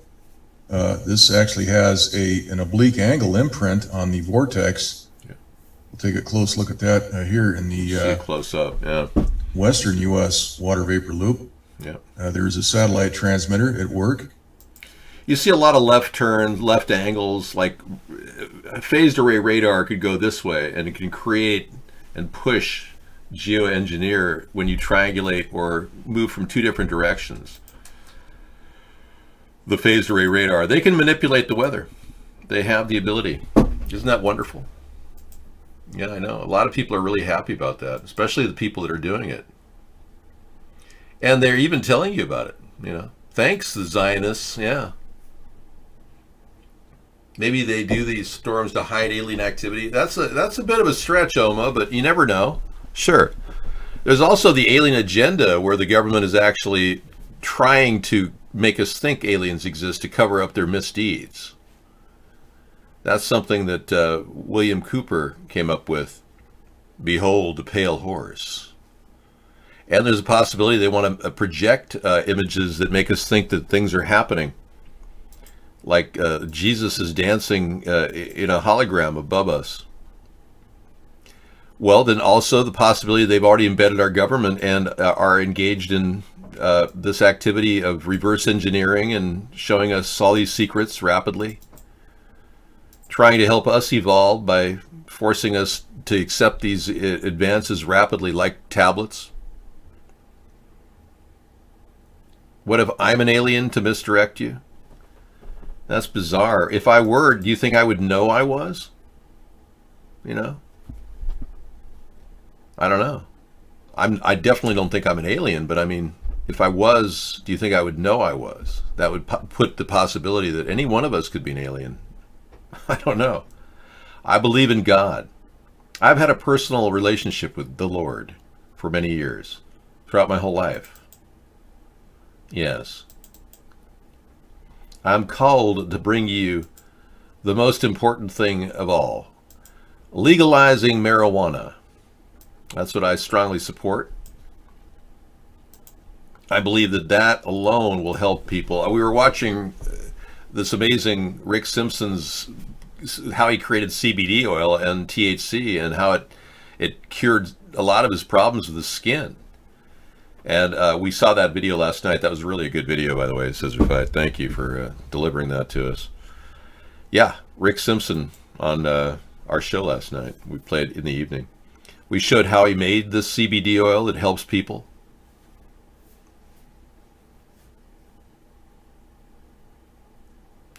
Well, Hella says, I have seen a UFO, and I must say my reaction was rare, and I've never spoke about it for years, but I do think it was the Big Brother. You know, I've seen UFOs all the way back to the 1960s when I was a kid. I've seen an episode where I saw about 50 discs in the sky in 1967. And at the time, I thought it could have been a government operation. I really did. But I've yet to see anything like it since. And I was not the only one. Over 200 people have reported to MUFON, the agency that takes these sightings. Over 200 people at that time saw it over Orange County, California in 1967. So I was not the only one. You saw a UFO in Northern California. Well, there's been over 600,000 sightings of UFOs, but the truth is kind of up in the air because we've got all these sightings, yet we've also got proof that UFOs have been being made by our government at Area 52. Even the Germans were working on UFOs in the 1930s.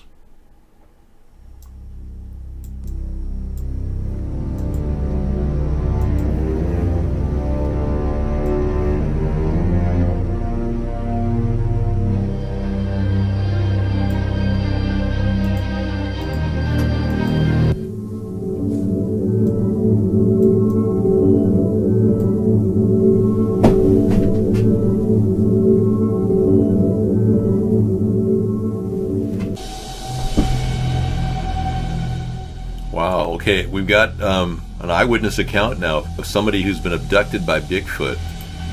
Hold that thought right there. Okay, this is the TR-3B, a highly secretive program of flying discs that the government has developed. It's been alluded to in the media. Very little has been talked about, and whenever it is discussed, it's suppressed. There have been articles about it written. They go disappear a month later. Happened in the Tacoma Tribune in 2010. August. They distributed a story that was scrubbed a month later, talking about these discs, that they could carry up to 250 paratroopers. They have video cloaking capability. They can disappear, and they can use some sort of ionic energy propulsion system to move around. I bet you didn't know that, huh? Yeah. Or it's just fake, and it's photoshopped in your mind. We have a lot of videos of this stuff, and they've been used in war-type environments, too.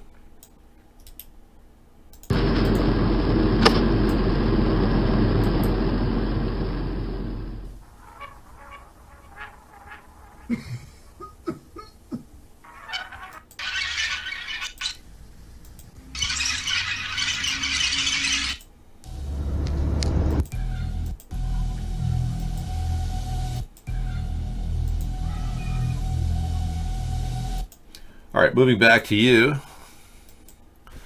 Yeah, Sarah and I even saw a large blimp-like structure over our local area, and we turned away and it was disappeared. Now, we both have a different concept of how big it was, but we did notice it disappeared like that. And I even said to her, how did that disappear so fast? Because we looked away and looked back and it was gone. No, you can't move a blimp that fast. It's impossible.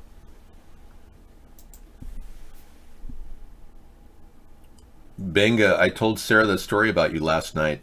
Oh, really? Thanks for sharing. Engendering goodwill here, I see, misanthropy. So you heard metallic clicks over the phone. I'd rather get back to this person who says he was abducted by Bigfoot. How long were you with Bigfoot, guest 498, at iBlog? Did you get to know him personally? Did he show some love to you? No answer. Did you get a little bit of loving from Bigfoot, 498? Yeah, you. You said you were abducted by Bigfoot, no lie. How did that go out? How did that work out? You were in a cave with it? Whoa, that is really cool. Folks, we got a guy who says he was in a cave with Bigfoot, no lie. I mean, that's with 3 of them? Wow. What did they do to you? Did they, like, talk to you like, whoa, hey, go, you know, something like that? You're waiting on an answer. You're laughing your ass off. Well, that's a different person. 498, did you hear them talk? Did they speak kind of like that? Real bear? They just watched me and they sounded like apes. Wow, sounds more credible. You moved up the scale from BS to possible truth. Wow, look at you. The truth scale is moving in your direction. Were you abducted in any way, touched by these creatures? And then how do you remember this? Did they let you out of the cave and let you walk away with just the memory of the big hairy monsters? You were on Sasquatch Chronicles podcast? Whoa, he's really a Sasquatch experienced man. He's lived. How long were you there in total minutes? Well, we already asked if they. How long were you there in total minutes that you can recall? We have an actual person who claims weed the people. Damn, son.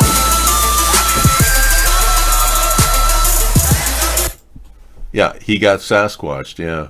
About 15 hours he sat with these creatures. Wow. And did you try to communicate with them? Did you try to say, hey guys, could spare a doobie or something? You were 19 years old. We have a credible person. This is the first time in our show. In 10 years, I have a credible abduction story, folks.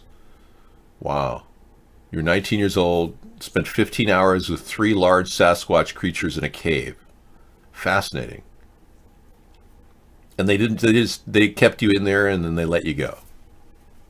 You did raise your hand to them and they appeared and they repeated what I did. Wow, so he went like that and they went like that. Interesting. Are you sure you weren't fantasizing that you were with Sasquatch when you were in class, raising your hand? Can I go to the bathroom, teacher? Something like that. Oh, you did pee yourself. Uh-oh.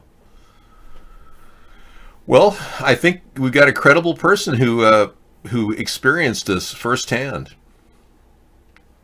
Yep. Did they walk up to you and smell your pee? Did they like grunt and smell your pee when they walked up to you? Oh, but you didn't know it until you ran away. Oh, okay. So you forgot you peed yourself until you ran away. So they didn't walk up and smell him. I think we've got a credible abduction story for Sasquatch. And he was already on the Sasquatch Tribune Times or whatever. Interesting. David, I am growing concerned about the amount of censorship the internet is experiencing because they're moving quickly now. Yes, they are. They've rapidly moved quickly to try to limit the messages. I like the full watch the Dick Predeke documentary too. Dick Predeke was out caught in the middle of the Alaskan forest with just a little bit of caribou. Alone in the Wilderness was filmed by Dick Predeke in part 2. He learned to trap caribou.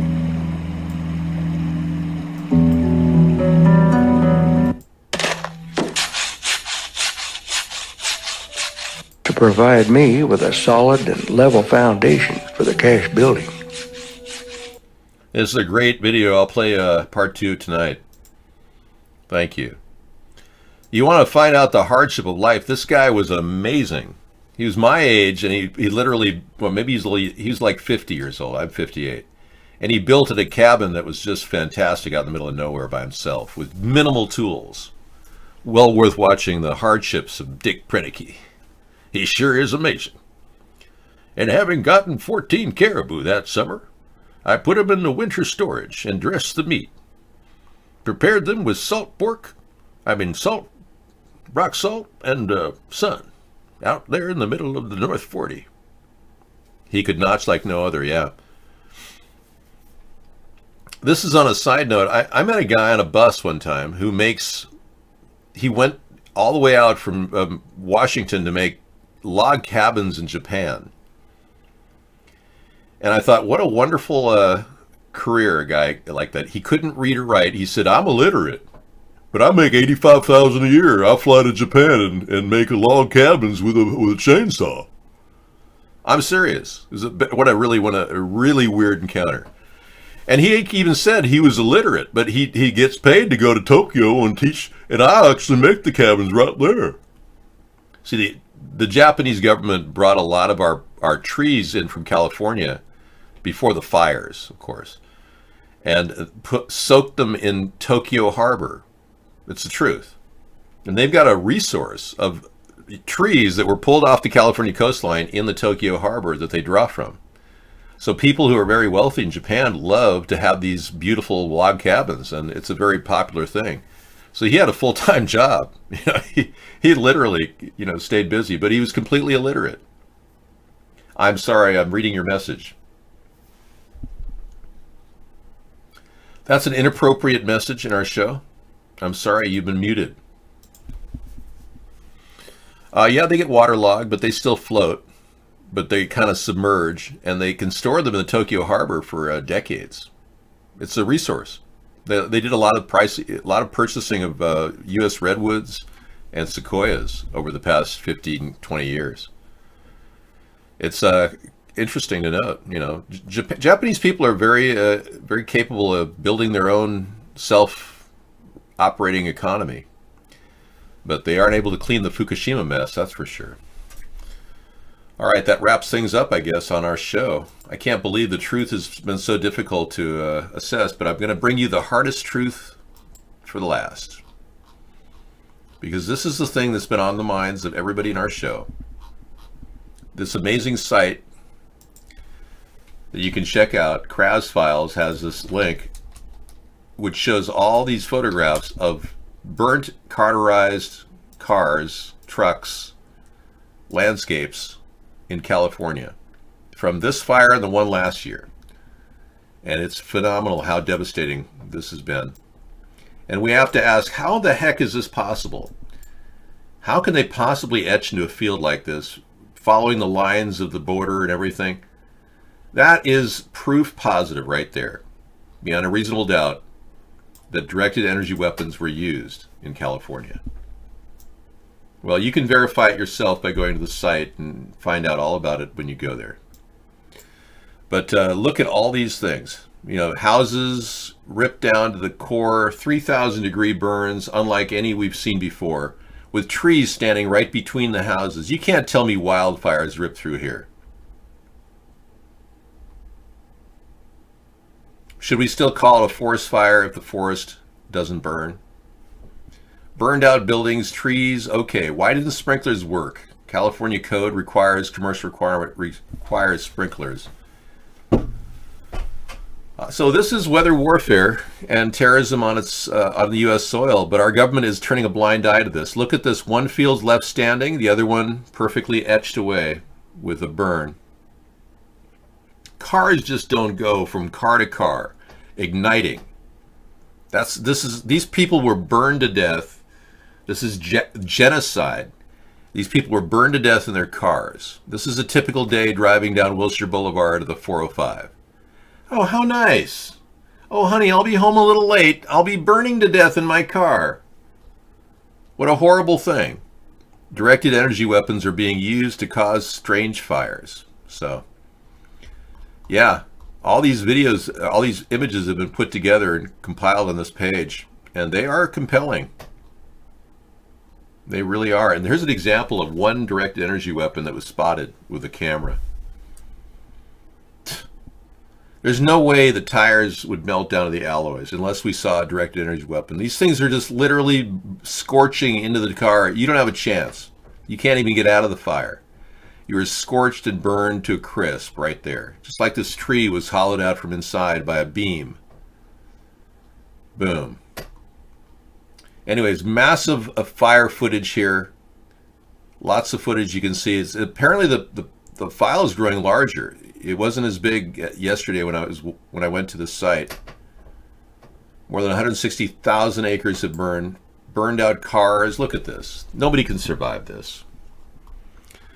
So what's really strange is plastic, just like in a microwave, will not actually burn. Right next to the burned, crispy houses. Microwaves.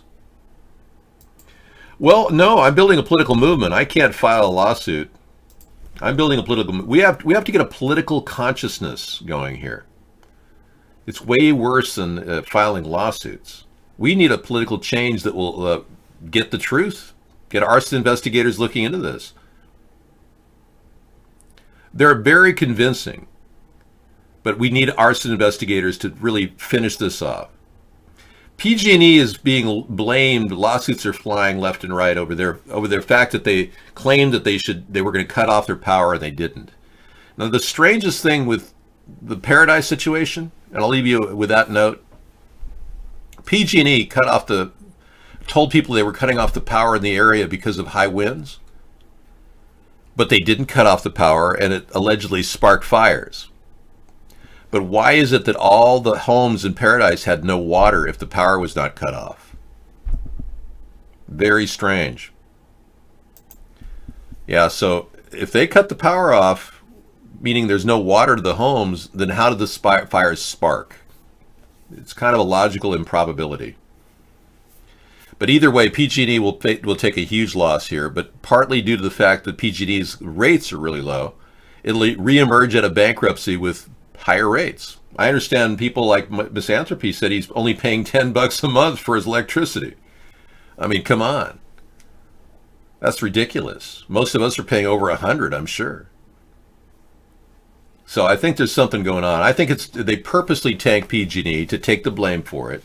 And everyone's now using that as their talking point. Oh, the fire started because PG&E, they kept the electricity on. Blah, blah, blah. Good cover for directed energy weapons. Yeah, that way it keeps your mind off of them, and it gives them a reason to restructure in bankruptcy and charge you people higher rates. It's a win-win from their perspective. Bing! All right. We will take off for the now being and go from there. Yeah. Hi. Hey. All right.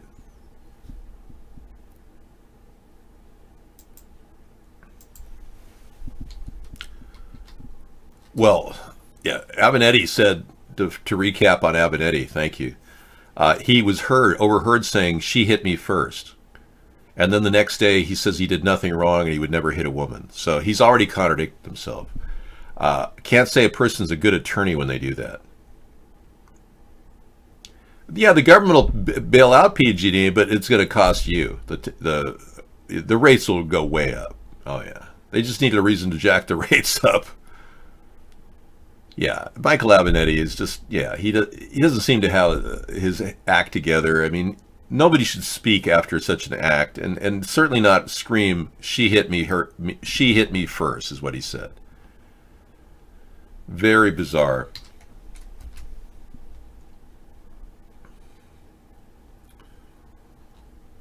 Right.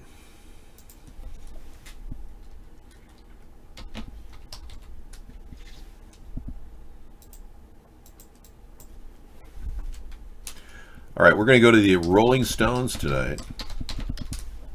See what that does. Okay, we're going to sign off in just a bit. Thank you for everyone. I'll be back, with another day tomorrow. Wasteful Wednesday. We'll be on till 2 in the morning with videos and all kinds of fun stuff. So hang in there. If you want to hang out and you're insomniac, you have a place to chat. Feel free.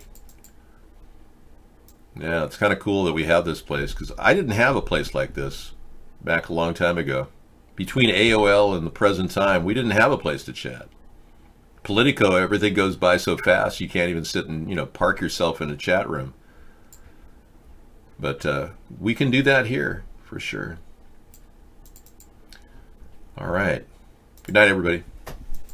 Gonna make you feel good. Gonna make you feel good. Gonna make you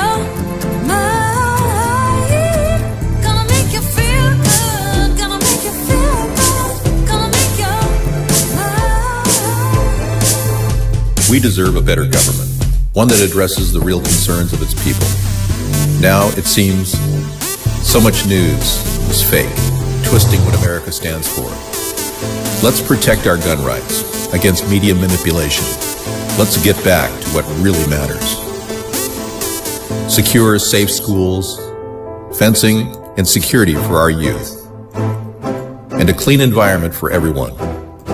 Join us nightly as we discuss America's most important concerns at America's Third Party.